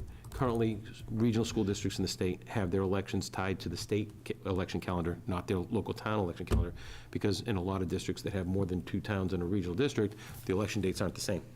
So in order to have a district-wide election, you need to have one date that they'd all go by, and they therefore tied to the state. So if you want to change that, you're going to need special legislation. Would an alternative be to open the agreement up and do a lot of different changes that will need to be made? Sounds good to me. Different thing, but yes. Different thing, but yes. The idea is if we want to open it up, we're going to open it up and do everything at once. There are a lot of But- little legal right. things that have to be But, taken care of, but too. even if we open it up and make the change, we still have to do special legislation. Well, yeah. Yes. Lauren It wouldn't be indicated for that just one thing, it would be for, Would it be home rule? Would that what it would be, or would it be? most likely, most towns would have to pass the same exact Same home rule exact petition, and warrant, then it would have to yeah. get passed today. I think Lauren wants a little more time to review and make sure we do it the right way, but basically she said that if we go forward with this, we'd be arguing, we'd be making the case at town meeting to ask town meeting to adopt something that we know can't be supported by law, and will Right. likely ultimately be rejected by Right, DESI. I would want to do it once. And Yeah, would likely ultimately be rejected by DESI, so we don't want to do Never that. looks good if you're So going back. It's not, and that's not a criticism of anybody. Election law is really, really complicated. I know that the clerks are very, very familiar with the laws that they have to follow for the local elections, but when you get into vagaries of regional school districts and things like that, it's easy to get, to miss some things, so. Sorry to interrupt. If we don't go along with this, which I'm thinking we're going to, since we can't really defend it, like you said, we're going to need a home rule petition or something like that. Is there any steps in the meantime for the clerks and the district working together? So, I mean, we can defer to Corinne, but briefly, I'd say that I know that Corinne and Trudy and Wenham have been working with the district to effectively do what they should be doing, which is, for instance, one of the things that's in the district agreement is that nomination papers are let out at the school district office. Well, that's not really allowed under state law. So the nomination papers were put out through the 2 town clerks' offices. The petitions came back and were certified by the 2 town clerks to be included on the ballot that way. Much more in keeping with Transparent, too. and much more in keeping with what state law normally would require. Right. We're still out of step with state law.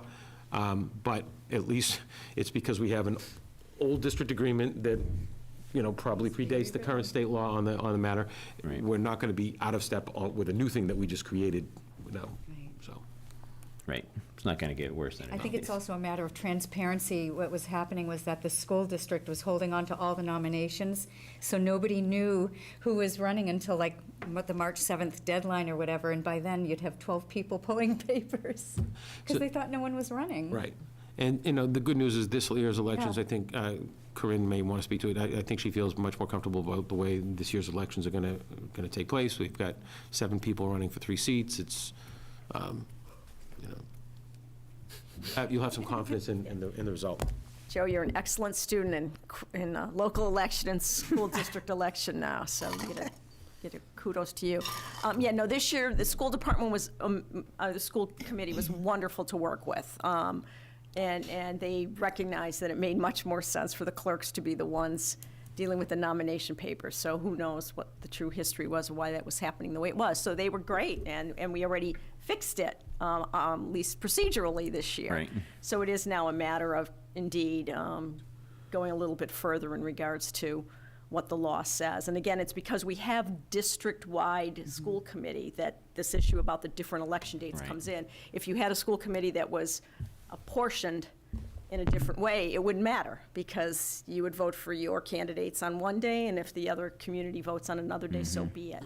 But because we have district-wide, that's what makes it a little different. So, yeah, Lauren feels like we should just fix it all going forward. So we'll tackle that. But no, this year is fine, and we don't have another local election for 12 months, so it'll give us time to work on that. All right.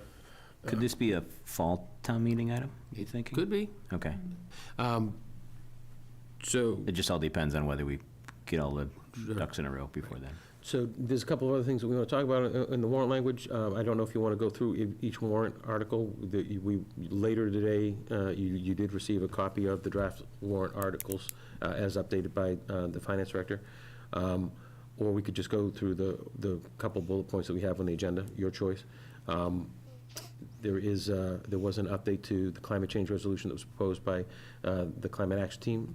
Thank you, Darcy, for sending it, and then Town Council chimed in on it today, so there's a new update that was shared with you again also late this afternoon. So I would love to find out if that is acceptable to Darcy on behalf of the Well, Climate Action actually, Team. I think Michelle may want to Michelle's speak waiting to to the school speak. item. Okay. Mr. Chair.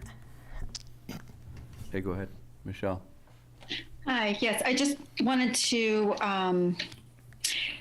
make note that the agreements that the school committee made to helping with the elections are not in line with the regional agreement. So while they're somewhat fixed, that means we're no longer following the regional agreement for the way elections should be held. And through this process, one of the things we learned is that when you have district-wide elections, they're usually tied to the state. And when the two towns set up the regional library, they went to the regional agreement to find the wording for how elections would be held. So you have this same issue with the library. So I would recommend that if you're concerned about this moving forward, that you also try and address that as well. Thank you for that, Michelle. Yeah, thanks. So we should make a note of that as well. Yeah. Okay, yeah, so on the, I think right now it's Article 4-22, or 4, sorry, Is there that many? 3-2 is one on Climate change. climate change. Yeah. So I read Darcy's hot off the press, and I read what came back from Tom McAvaney,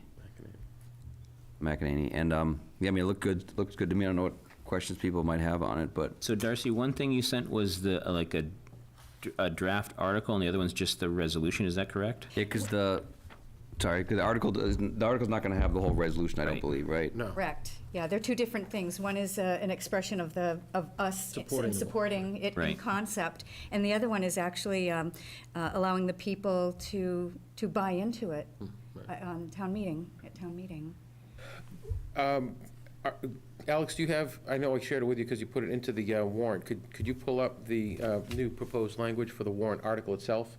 And then the board could look at that, and then we could also look at the whole resolution.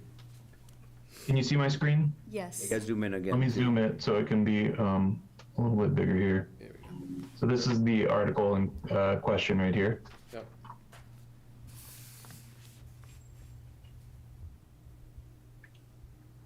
Would you like me to read it so that people can, at home? Sure. I mean, would that be Yeah, it's helpful? very short. I think it's important. Okay, this is, to see if the town will vote to authorize the Select Board to enter into a resolution agreement developed by the Hamilton Wenham Climate Action Team, a citizen-led group of volunteers that commits the municipal government of Hamilton to achieving a net zero carbon energy goal no later than 2040 with the following interim measurable goals: a 20% reduction in fossil fuels by 2025 as compared to a 2009 baseline, 50% by 2030, 75% by 2035.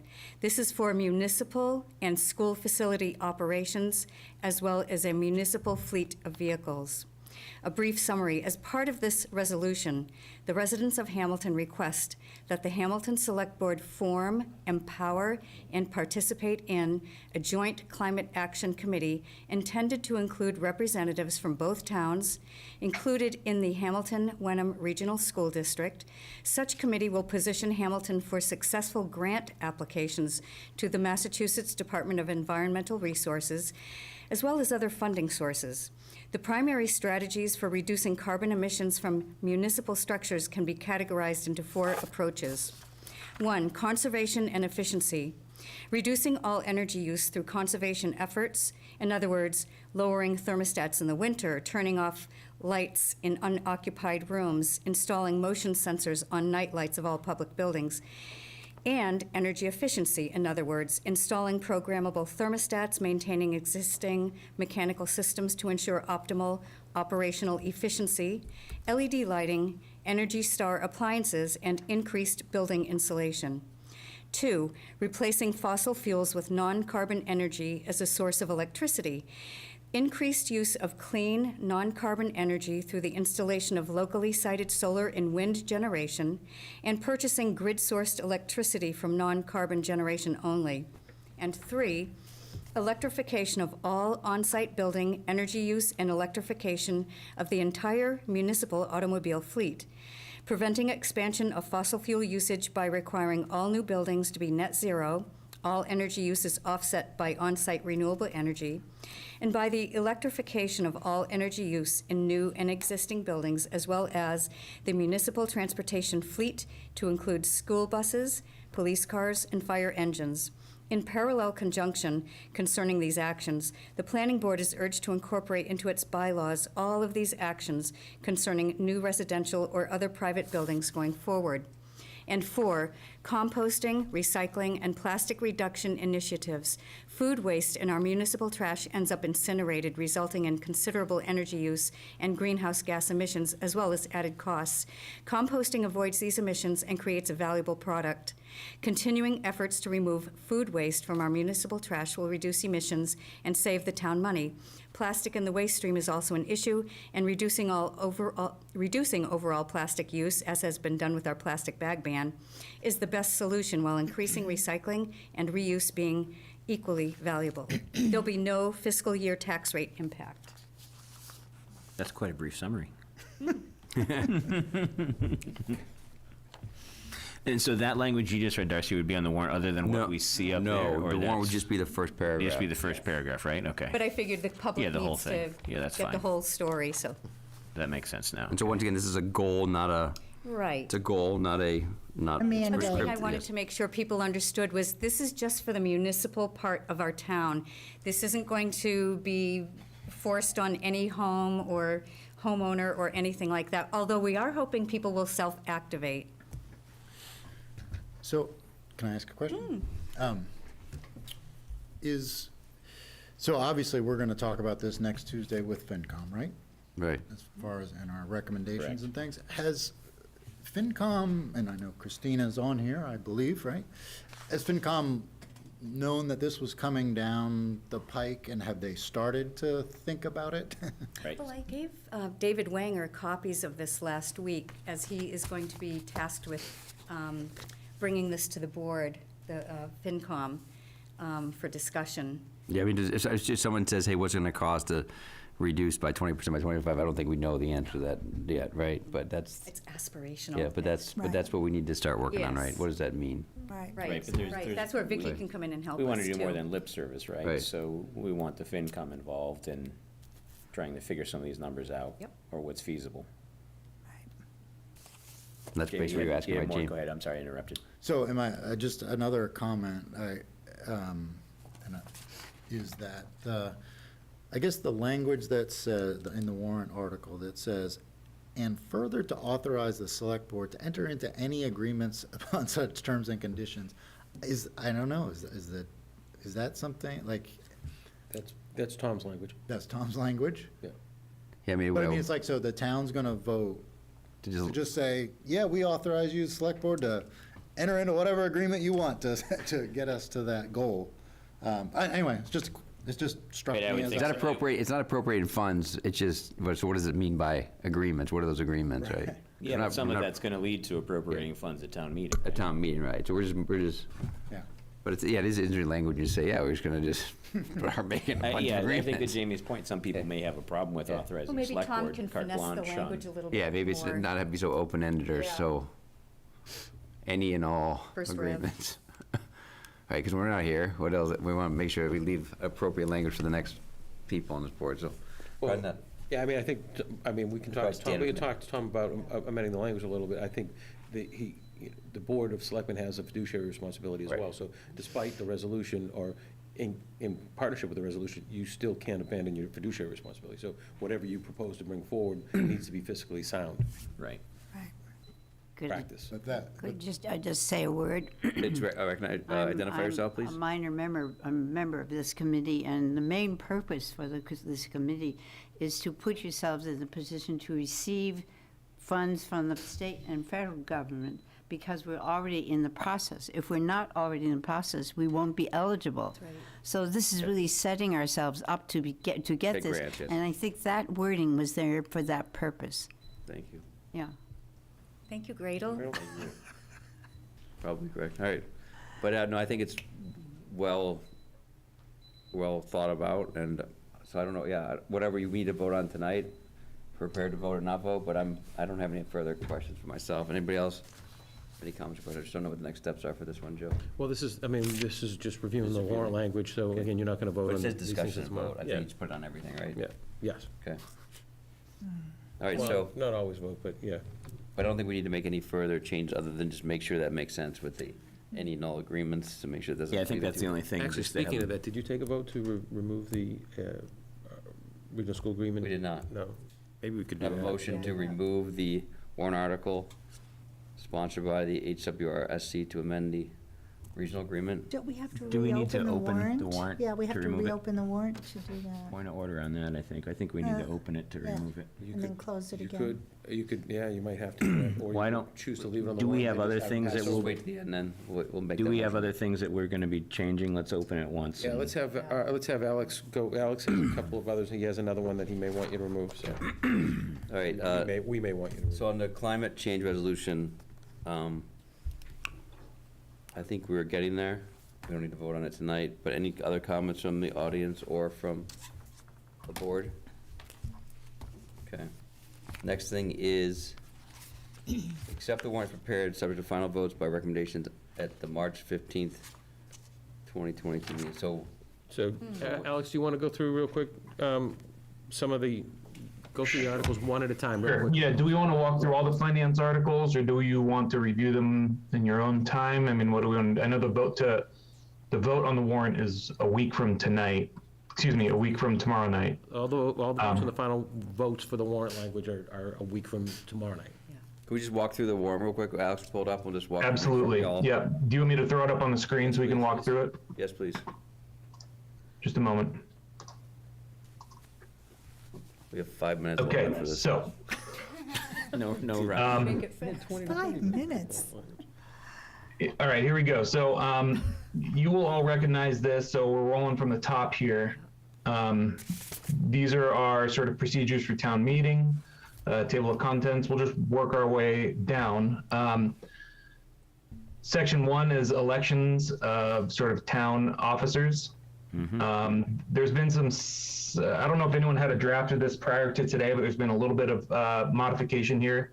Of note, there are 3 planning board spots open, 1 Hamilton Library trustee opening, and 3 HWRSD spots open.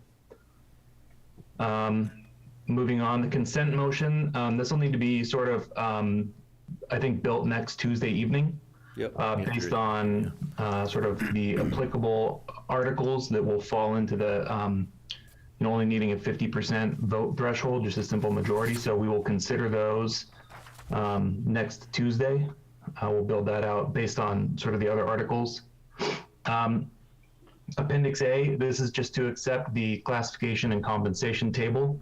This is updated every year to sort of reflect pay scales around town of sort of exempt, non-exempt, and union employees, and it includes sort of all compensation matters. And this is built off of each individual department has what we call wage sheets, but this sort of is a calculation that we do for every single employee in town. And then they build up into the comp table. And so that's sort of a summary level of that. Do we want to look at appendices as well? No, you don't have to go through. Okay, so that's Appendix A. If you want to look at it, it should be, you should have that. The next is to raise and appropriate prior year bills. I'm recommending that we leave this on every single time we have a town meeting. We do have some prior year bills. They're all tied to a single project. And so we can discuss that later, but this was tied to sort of like a vendor who was emailing invoices to a sort of a prior town employee's non-monitored email address, and so they had accumulated there. So this is to make good on that. This requires a 4/5 vote at town meeting. So the general fund appropriation, this is the school. So this is both the regional district and the Essex Aggie Technical Vocational School and the town's appropriations. So those build to the total budget of $36,475,101. And this just sort of includes some brief language about those. Both budgets, their sort of higher summary levels are available in Appendix B and C.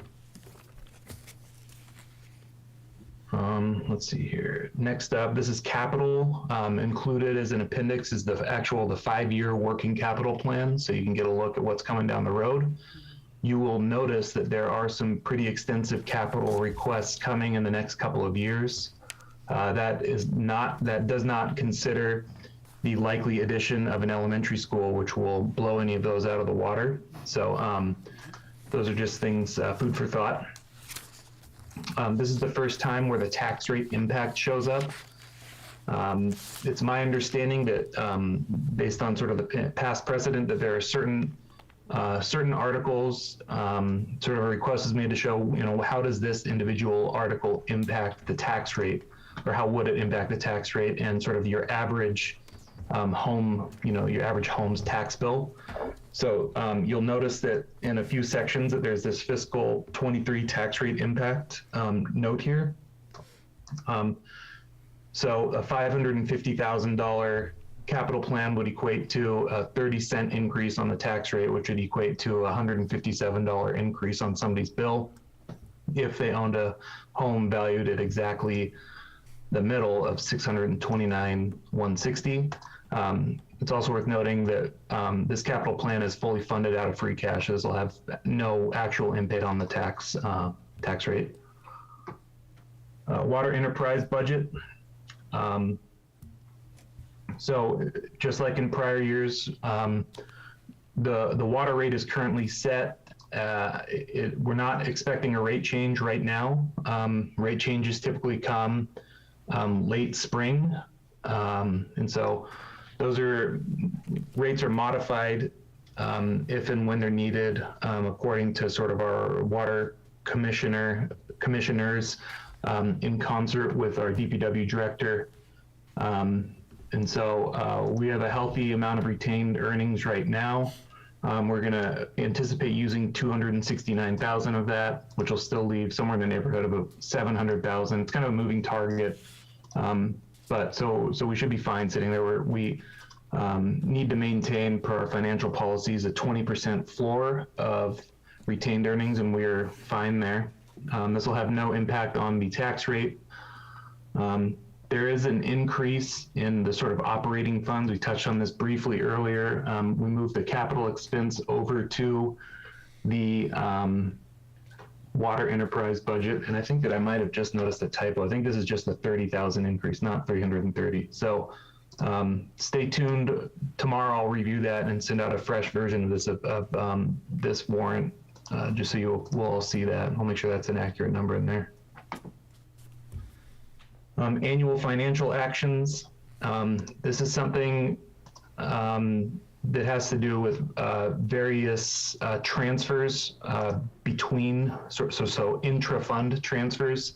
$2,000 from the cemetery sale of lots and graves fund to the general fund to be used specifically for cemetery purposes. Something that's done annually. Indirect costs from the water enterprise to the general fund. That's to offset sort of the great effort of a large number of staff around town hall and DPW to make the water enterprise work. This is sort of the expense offset from that, and that's calculated through a pretty elaborate spreadsheet.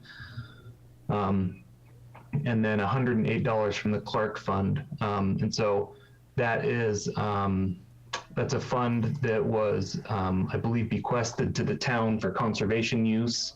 And we use exclusively interest earned in that fund in any given year, and we transfer it into the general fund to the Conservation Trust Fund to be used for conservation-related purposes.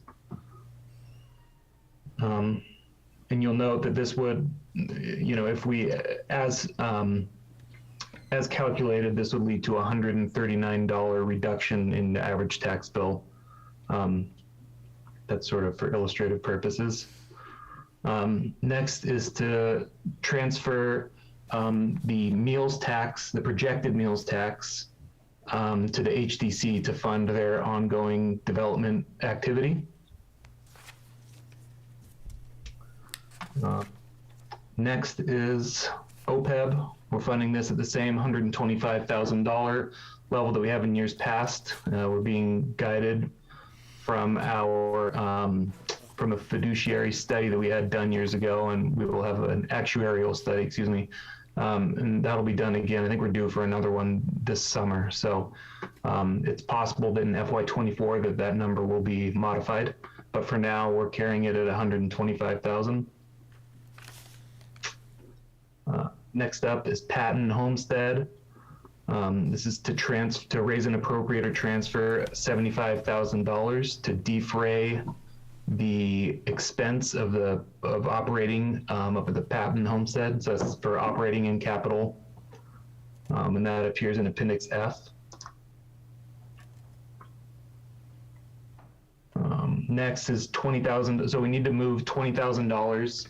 I propose using it from free cash to the stabilization. This is to meet our financial policy.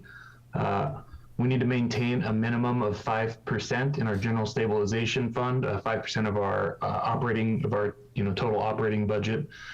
And as our operating budget grows, so too does that 5% number. So the actual amount needed is somewhere in the, I think, $16,500 or $17,000 range, but I'm proposing a $20,000 increase just to give us a slight cushion in there. And then we get into community preservation articles. So these need a little bit of work still. Appendix G sort of spells out, and maybe it'll be easiest if I bring up Appendix G right now. This is maybe easier to walk through that than these. They become complicated. Just give me a quick moment. Nope.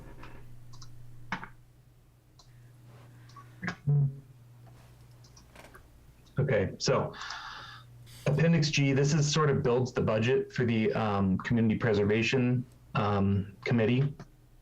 So 5% of the sort of the total CPC budget in any given year, we move to administration as sort of an offset. And so 5% of the budget is $31,710.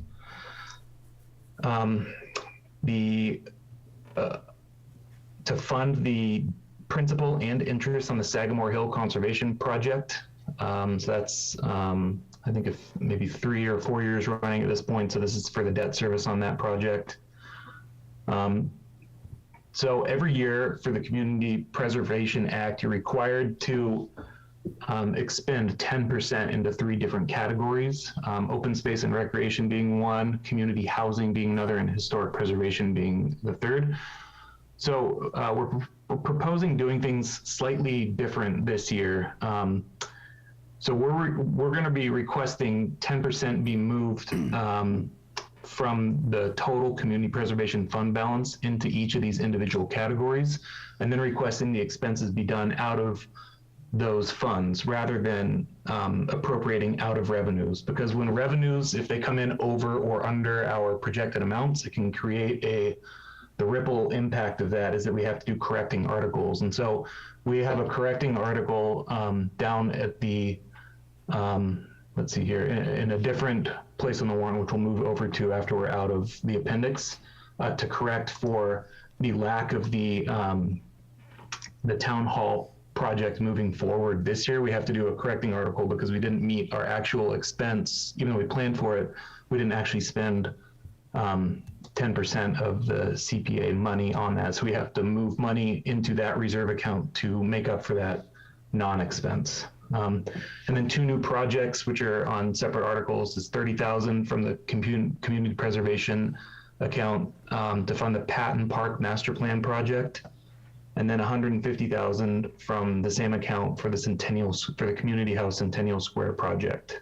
And then this last one is for this correcting article, and that is something that Joe, myself, Diane, Lori, and Town Council continue to work on together. And so we'll have that update very shortly, probably tomorrow or the next day. We'll have it circulated after that. So, Alex, if I can just interrupt for just a second, it's just kind of a minor thing. In number 5, there, open space and recreation reserve, there's a typo. oh, okay, in the appendix? Yeah, in the appendix. Okay, thank you. Let me get back to it. It's an underscore between recreation reserve and that number 5 in the appendix. Oh, I'm not looking at the right thing, sorry. Appendix is right here. You're right near it. You see it, recreation reserve, in that second line in number 5.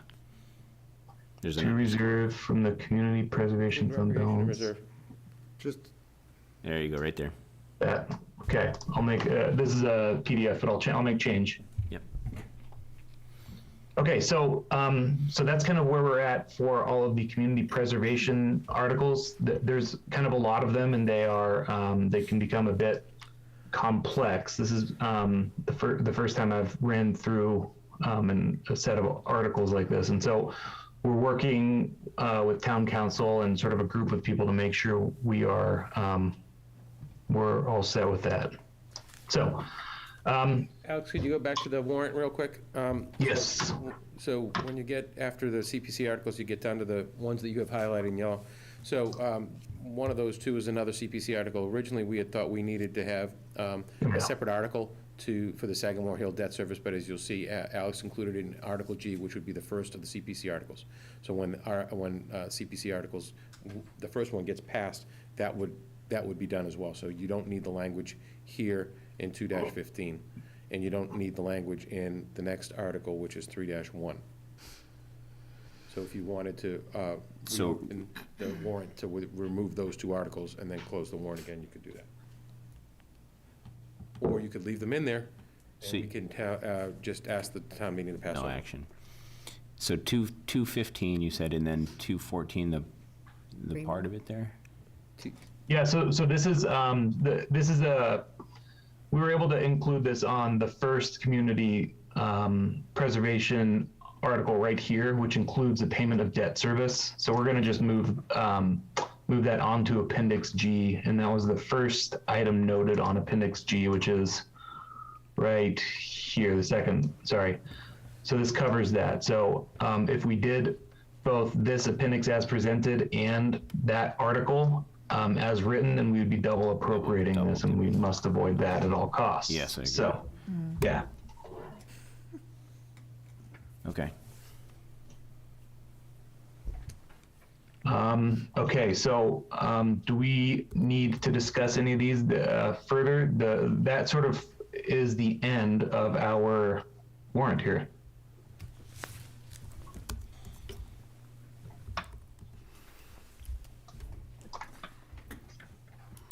So we can leave those in and just, You can leave. We can choose to take no action on them, or we can open the warrant and remove them right now. It's up to the board. what's the I easiest? think we should remove. I think we should remove I them. would say we should remove them because it's going to cause confusion. if Yeah. people are Can I gonna- have a motion to open the warrant? I move that we open the warrant. Do I have a We second? should reopen the warrant. Second. Do you have any further discussion? All right, all those in favor of me open, say aye. Aye. All right, can I have a motion to remove Articles 2-15 and 3-1? Yes. So moved. Is it 3-, sorry, is it 3-1? Or 3-1, right? Yeah. That's correct, yeah. I just need a Do I have a second. second? Second. Second. Any And further is there anything discussion? else we need to tidy up before we go on? No, those are the only. All right, all those in favor of the motion, say aye. Aye. Aye. Aye. All those opposed, say nay. And now we have I to. have a motion to close the warrant. I Make a move that motion. we close the warrant. And I A second. second. Any further discussion? Say aye. Aye. Aye, all those Aye. opposed? That was easy. It was. All right, next on the agenda is the Indigenous Peoples Proclamation continued discussion and vote. So apologize for not being here last week, but also I think Jamie was also out last week. So we have had internal discussion and research, external discussion and research, and we've come up with, I'm gonna step outside. okay. So, and Joe's gonna have you share your screen, but I will, Alex, can you share the screen? well, it's the one I sent to you this afternoon. Want to forward it to you real quick? I guess Sorry. I'll have to do it, no problem. Should have. So where we're at right now, and we can obviously change where we're at, but the moment in time we're at right now is I felt that the majority of the board agreed that we should proceed with some proclamation, Indigenous Peoples Proclamation, and that it was in that following the suit of what we thought was appropriate in towns around us, that we should do proclamate a day rather than a land acknowledgement. So Rosemary took the lead and drafted up a proclamation. I did some research, tweaked it. I talked to Thomas Green for a while, sort of got some further understanding sort of how the hierarchy and the bloodlines and the different names were really based on different tribes, but just names of tribes were actually locations. They would describe a tribe by where they were. Agawam. So if a tribe moved, it was the same tribe. They would just change the name because they were just in a different spot.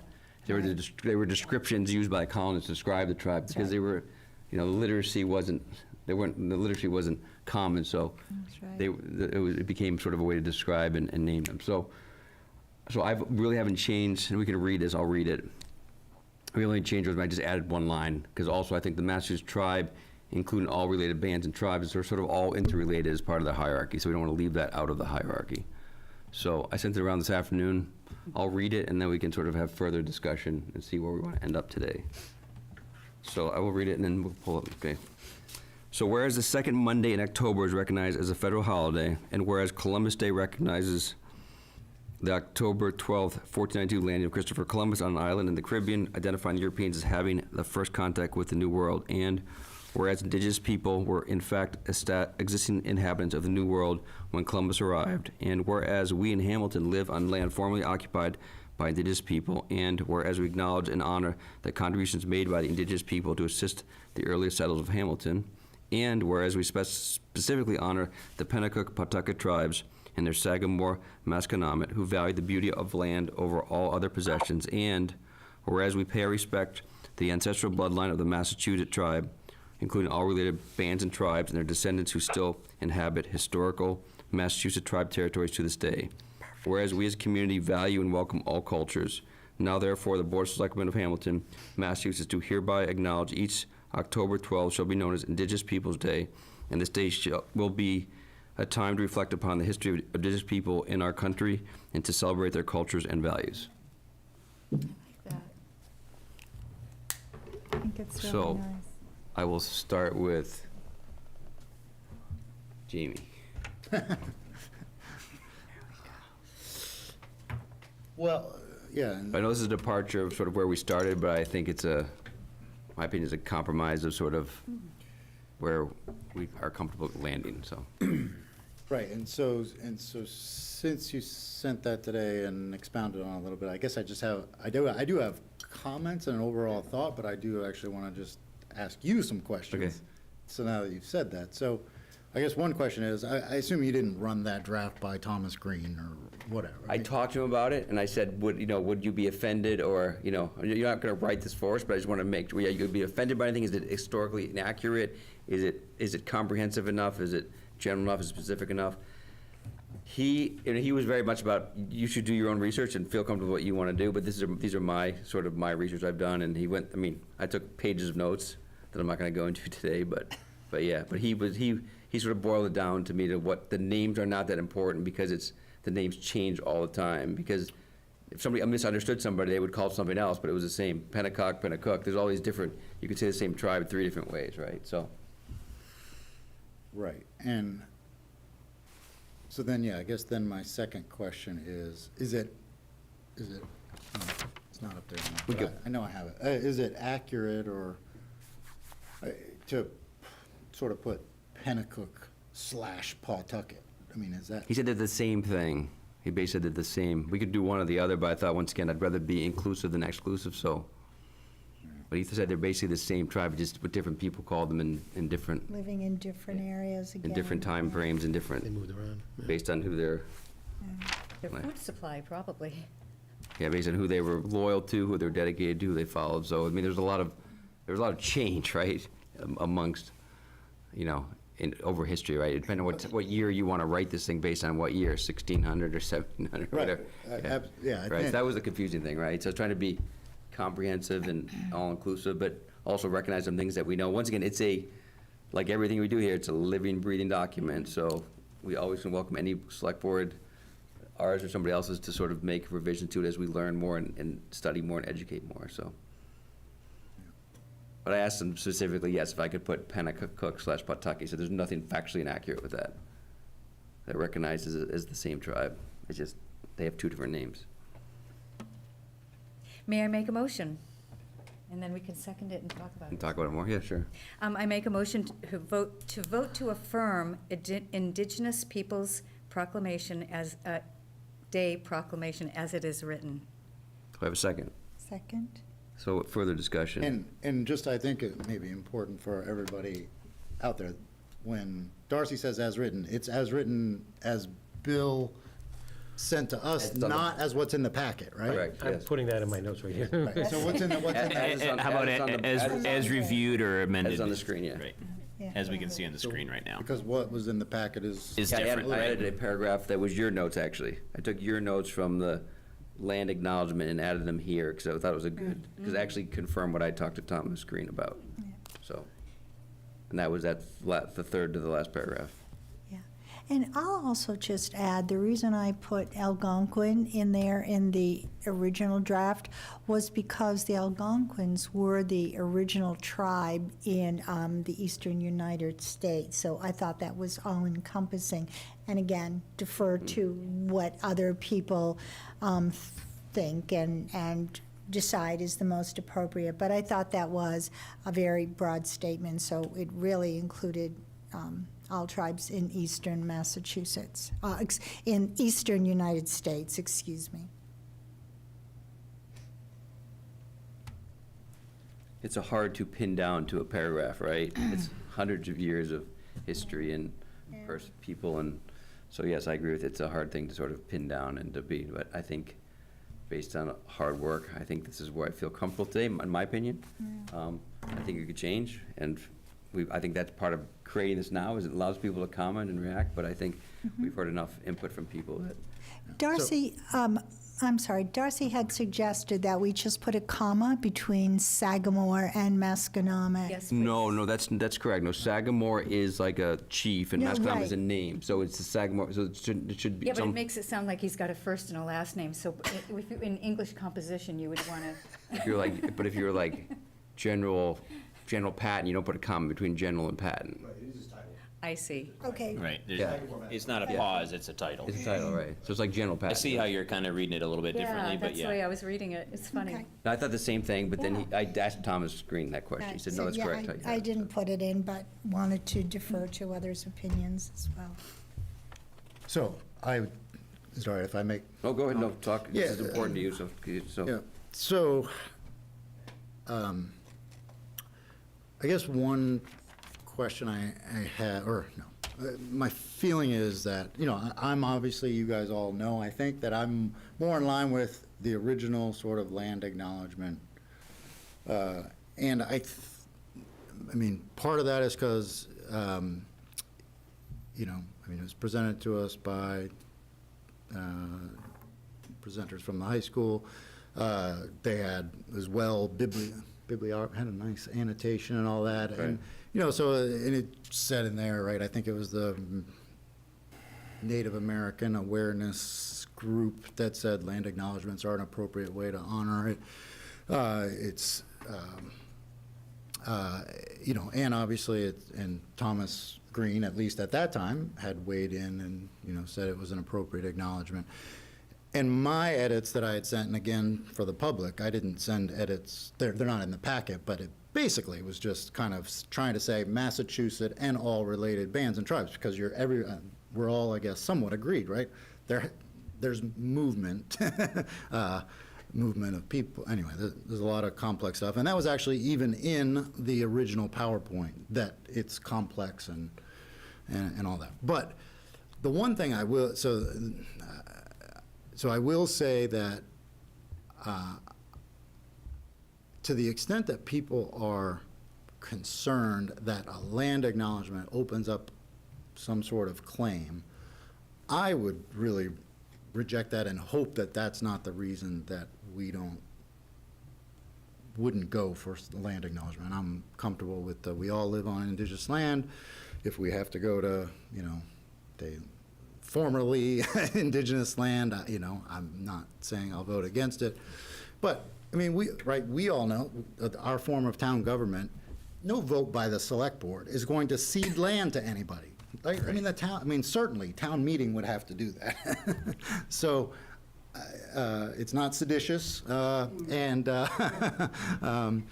to suggest so, and it wouldn't have any sort of legal effect of doing that. So, I would tend to lean in that direction.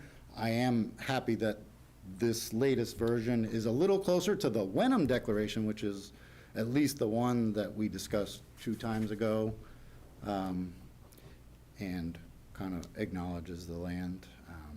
But I mean, yeah, and I don't disagree with you. I think that I'm comfortable with this, is that I feel it's more of it takes a little piece of what everybody thinks, which I think is important to indigenous people. They sort of listen to everybody and take everything into account. So I don't disagree with the original paper and the original theory and the thesis, but I think where we ended up now is what I'm more comfortable with. But I'm not disagreeing with what you're saying. I think the original work that was done was good and it was well done. I'm just not sure that we're there yet, and maybe we'll get there eventually. But this is where I think as a community, what I've heard is we're comfortable being today. So, and Chief, not Chief, but Thomas Green did acknowledge that people communities were doing more of this proclamation of the Indigenous Day than they were doing the land acknowledgement. But he didn't say whether it was good or bad. But he does know that's happening out, right? That's the current events. He know that's happening out there, and he didn't say whether good or bad or if he agreed or didn't agree. But he understood that was sort of the direction some communities were taking. Yeah. I like this acknowledgement because it does, this proclamation, because it does include differing views. And the important thing is it's very respectful to the indigenous people. And I have such a respect for indigenous people, and I wanted the warmth of our collective respect for these people to be conveyed with this document, and I think that's why I wrote it this way. I agree. I think it's more important to acknowledge the people than it is to acknowledge the real estate.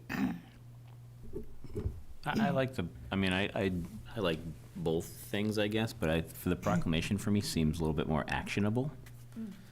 Because we're making this day, changing it to Indigenous Peoples Day, and then we can do some programming around it. Well, I was going to say, we should make that commitment tonight, too, that we're not just going to do this and then not do anything. Yeah, I don't want it just to be something that we just say one time. We need to think about what happens on October 12th. Yeah, I think it needs to happen on a yearly basis with some type of programming, maybe with the Human Rights Committee or whatever group we kind of task to it. I think it's a great idea. Do we have any further discussion? Do you want to line? I'd like to go last, so I don't know if anyone else has any comment on Zoom. Go ahead. Yeah, beautiful.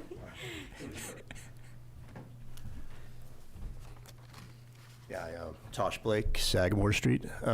Yes, I am glad it looks like we might be coming to a vote tonight on this. I think a lot of people put work on it and had different opinions on it. It's been productive. I think maybe some of us have learned stuff. I know I have, learned things about, historical things. And yeah, it's been good. And I agree with what was put on the screen. It looks, I think it includes, instead of just, being perfunctory and very short, it actually is expansive and it gives more information and is, I think maybe that was part of the point, hopefully part of the point of the original impetus for this thing was to, give a little bit more information to who lived here, and it's respectful and it works out, I think, pretty good. And it includes both a lot of the original statement and some extra stuff too. That's what I think was important to put in there.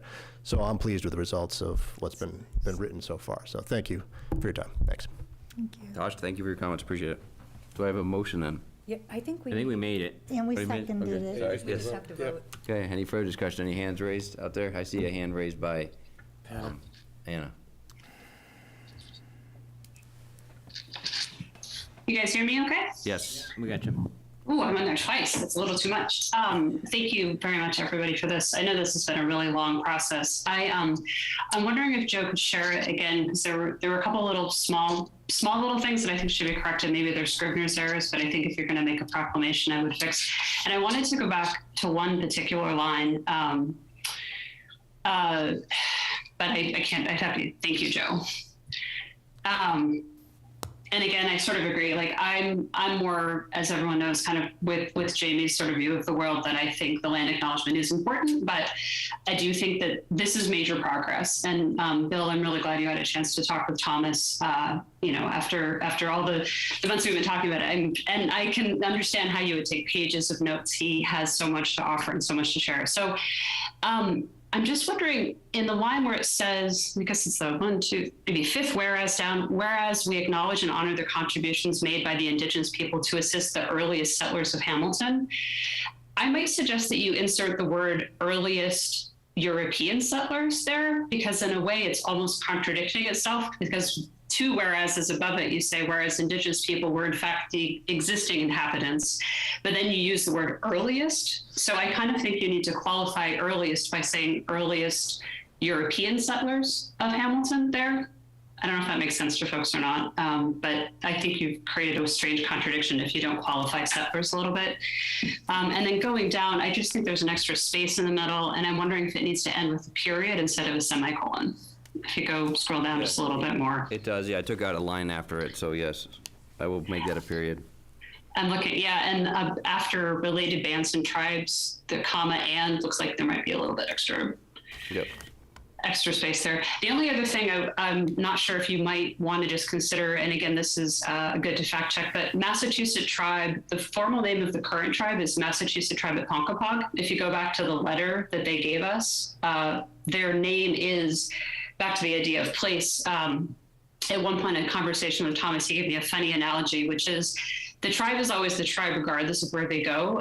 They just happen to be at Ponkapog now, but the formal title of the tribe is Massachusetts tribe at Ponkapog. So I'm wondering if we're going to go that direction, that we add that in. That also sort of picks up an earlier reference to something that Rosie Burt shared 2 or 3 meetings ago with the 1993 acknowledgement of Esconomet's grave.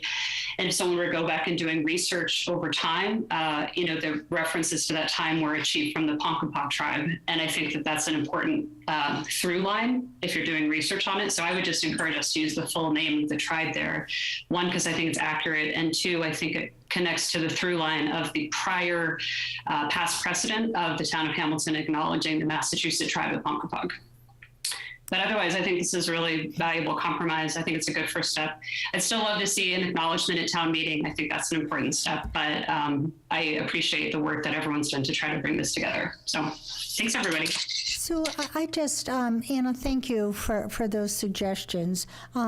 Weren't they, I don't remember in my reading calling it the Massachusetts tribe of Ponkapog, because they were certainly spread out around mostly southeastern and west of the Boston area. So I'm just wondering if that's just pigeonholing them into being the Ponkapogs, whereas Ponkapog was one of their many settlements.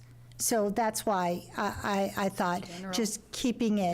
That was the conversation I had with Thomas, was the same, was that it's like get away from the description by location and talk Yeah. more about the people. So Right. he had no problem with just saying Massachusetts tribe. Yeah. That's great. But yeah, the early, I do agree with like when you call earliest.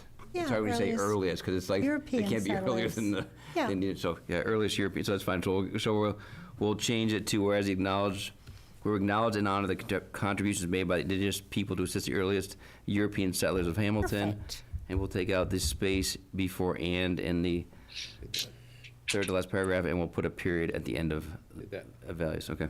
So, and Great. I don't know that our anglicized spelling makes a lot of difference, but most places that I've seen in the research, Pennacook is with 2 N's.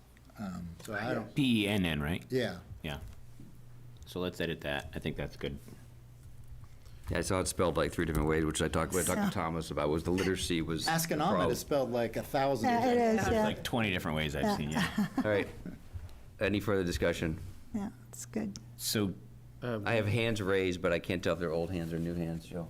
can we just, It looks new. What was that last change I was making? 2 N's in Pennacook. Okay. let's just look through it one more time, and then, Darcy, did you make the motion? I believe I did. Darcy. And if you wouldn't mind just remaking it for as currently amended, and then we can move on with it. Okay, so I'm going to amend. Well, The I don't, motion? we have 2 more people raising their hands, so Yes. before we make a Yes. motion, Yeah. let's get further I comments. think you only have one now. I think it's just Virginia. Virginia? You can unmute. Now you have Caroline as well. You have a few minutes. Virginia? Okay, yeah, I was muted. Okay. Yes, my name's Virginia Cookson. I had a comment that maybe the rest of you aren't old enough, but do any of you remember Mr. Hagopian?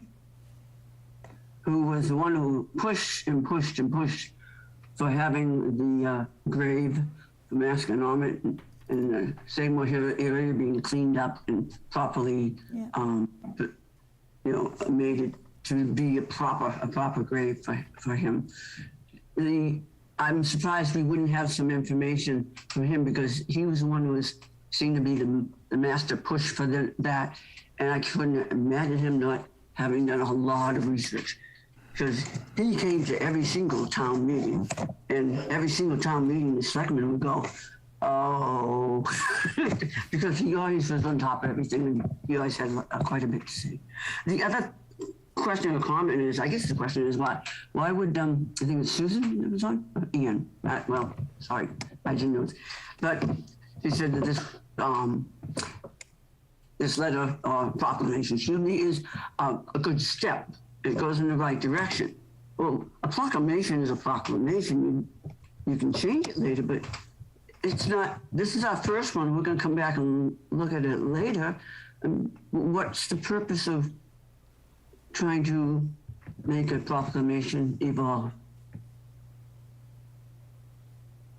Yeah, I mean, I think the point, Virginia, is that all of our documents are sort of living, breathing documents, right? So we want to make it clear that whatever we vote for as a board can be looked at it by future boards. So that's sort of the idea. We don't have a plan to look at it again, but I think that's sort of what our goals here is, that we don't think anything we do is final, right? So, Because new facts may come to light with all the archaeology and. so that's my own, I don't think our goal is to look at it again. I mean, maybe other people will come to us, but I think this board for now is happy with where we're at, and we will move on.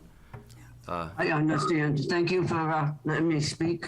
And I was just hoping we might find Mr. Grobian's notes because I'm sure he did a lot of research back then.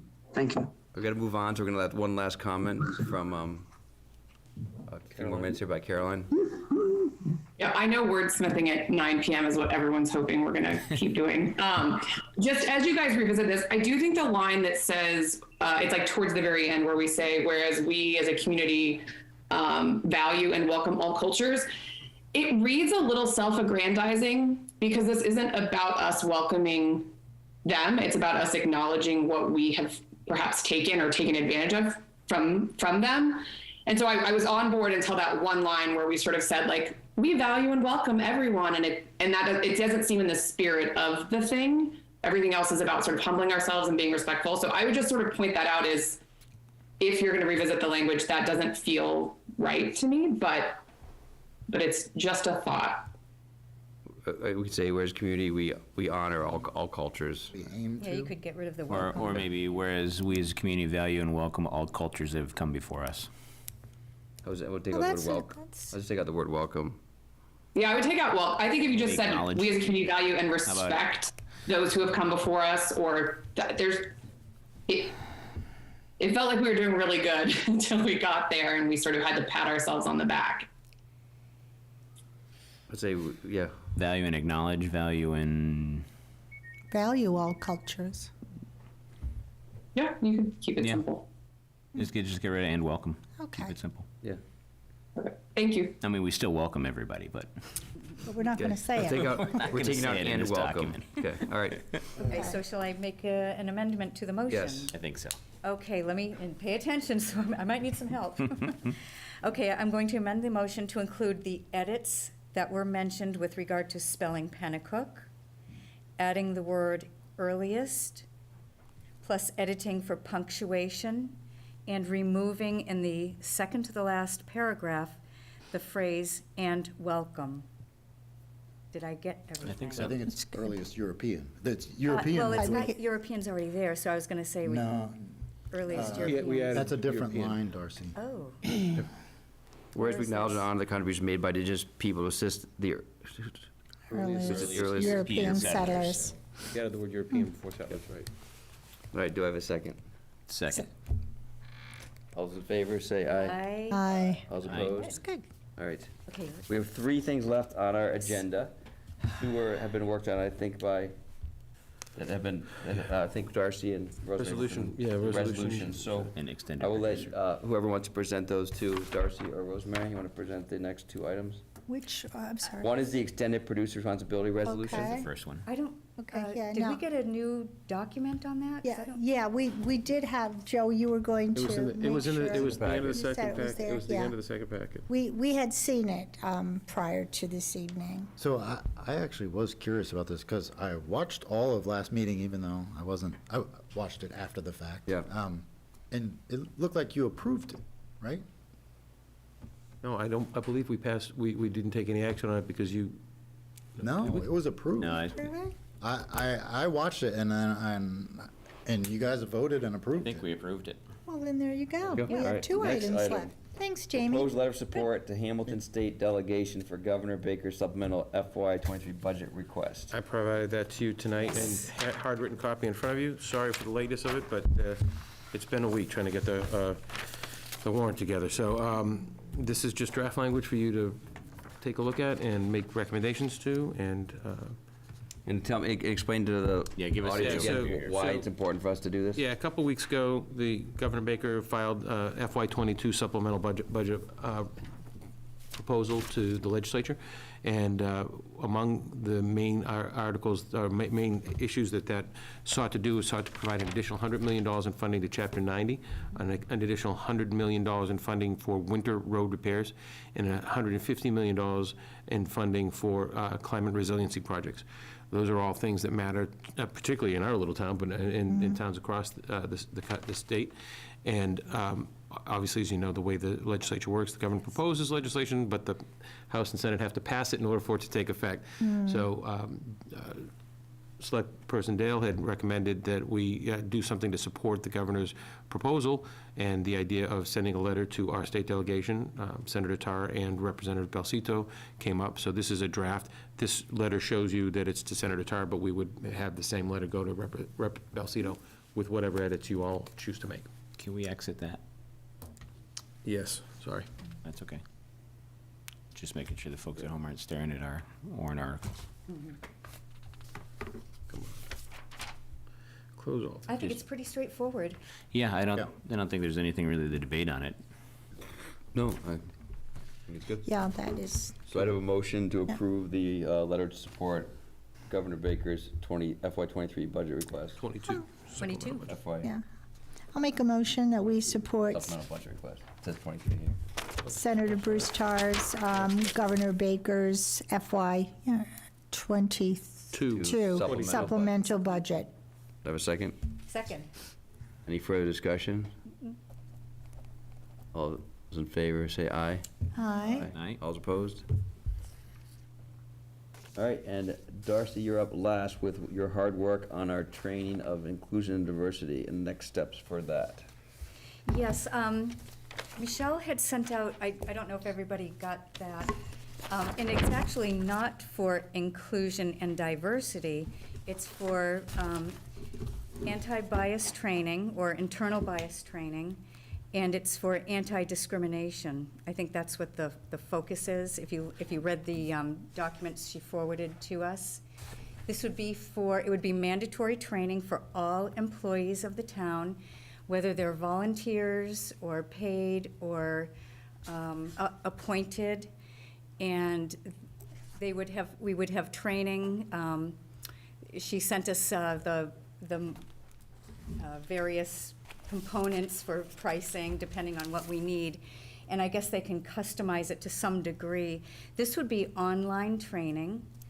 And there was some flexibility as to how many people and how often. So that's something we're probably going to have to talk to Michelle about or see what she recommends. But did everyone get a copy? Yeah, it was in the packet, yeah. Yep. So I've done this training for my new employer does this training, and it's good training, but it's always, I find training to be better in person, so I'm just wondering, the cost, obviously, of doing it online is probably significantly less than doing it in person, but I'm just wondering the bang you get for your buck. But is there even an option to do it in person, or these companies only offer it online? The two that we've got proposals from, I believe, are doing it online right now. Yep. And Michelle was going back to the company that did the training that you all did in September, Diversity at Workplace, and working to get another quote. They may be willing to do some in-person training. That's to be determined. But I did want you to look and see the expense of it. And I'm not saying that we shouldn't do it because of the expense. I'm just saying this isn't something we've contemplated in the budget yet. I was just So we saying, need to figure- it's not in the budget. It's not currently in the budget, so we need to think through that and figure out how we'll afford it, because the cost ranges from $15,000 to $20,000 to up to $30,000 for 40 to 45 people. And I think Michelle's thrust on this is because you want to minimize litigation to the town. Absolutely. And a lot of cities and a lot of businesses are realizing that they have to make sure everybody's pulling in the same direction. Right, because if you have an issue and you say, well, I was never trained. Yes, then- exactly, and then, oh there boy. is. So I'm 100% in favor of it. I think it's a good team-building event, too. So that's why if it's going to be online, it needs to be, like, together, and not people can just do it on their own and sign up with random people. Like, it would need to be, like, Customized. like, okay, Hamilton is going to be at 10 o'clock, cameras on, and microphones on, and be part of the discussion, right, with breakout sessions. Right, my worry is if it was, like you said, that kind of online at your own pace thing, it's like the ethics training and stuff we take every check the year. box You're just going through it and checking the box, so I don't want to make it like Somebody has that. the answers you can borrow. So, I think we just need to take a next step to make sure, I think are we all in agreement that we need to find the funding to do it, right? And I think it's the right thing to do. I do it on a bi-weekly basis, and I get value from it, but it's also, I think, a value is team building. Yes. Because you build that communication, trust. I agree. That we build over time, and And then. you build empathy and understanding, right? That's the whole goal Yeah, of you it. find out how other people's, what you don't want microaggressions, and you learn what a microaggression is. You don't even realize what you're doing sometimes, and people can tell you, like, when they feel they're being, have a microaggression, so, or self-microaggression. So, all right, so what's the next step, Joe? So we'll continue the conversation. Yeah. But we so- should probably put something in the budget. So the Well, I was question just is- gonna say, it might make sense then for Alex, you paying attention? We might need to add a little bit into the budget. I'd propose that we could add, I believe that there is a line item for training in the select board's budget, but that we typically don't really fund it with very much. No, we don't. We could seek to add an amount of money to that. $40,000, for instance, wouldn't really impact the tax rate. I think you have to get to expenditure of around $70,000 to impact the tax rate by 1 cent. So, this might push us a little closer to 18 per thousand than I wanted to, but I definitely think that it's better to spend a little bit of money now It's insurance. than to have to defend ourselves against a lawsuit down the road. And if we're going to do that, I would like for it to be in person. Yeah. We'll do our best. If at all possible. Or at least have, together. together, right? Yeah. Right. Like, we're all together in the presentation Right. is, And we could communicate with them and.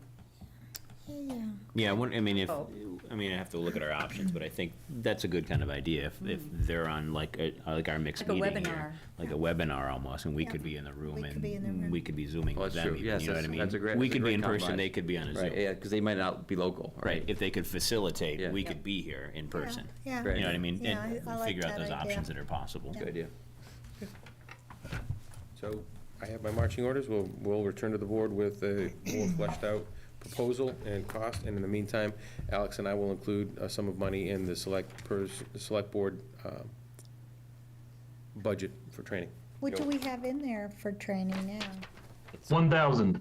I'm sorry, what? 1,000. Not even 1,000 a person. 1,000. Yeah, it's like, I remember it's only like 1,000 or 1,500. It's up from 500 last year. Yeah. It's really pathetic. So, shall I make a motion? I think you should, Darcy. Make a motion to adjourn. Do I have I'll a second? second. Do we have any further discussion? Well, thank you. I think it was a. I don't even have to write, I don't even have to write Yes, we down have to who vote. I don't even have to write down who makes that motion No, anymore. but I'm having further discussion before we, but no, it was a good, we kept, the minutes were good. We actually did some Very good. clock management today, which kept us under 3 Yeah. hours. Bravo. Do we have to sign anything, Joe, Nice before we job. go? No, you'll need, once I make these letters Actually right, adjourn. you can Good. stop by and sign them as the chair, because Good. you So we voted can't go to yet. have the go from you All on behalf of the board. All's in favor of adjourning, say aye. Aye. Aye.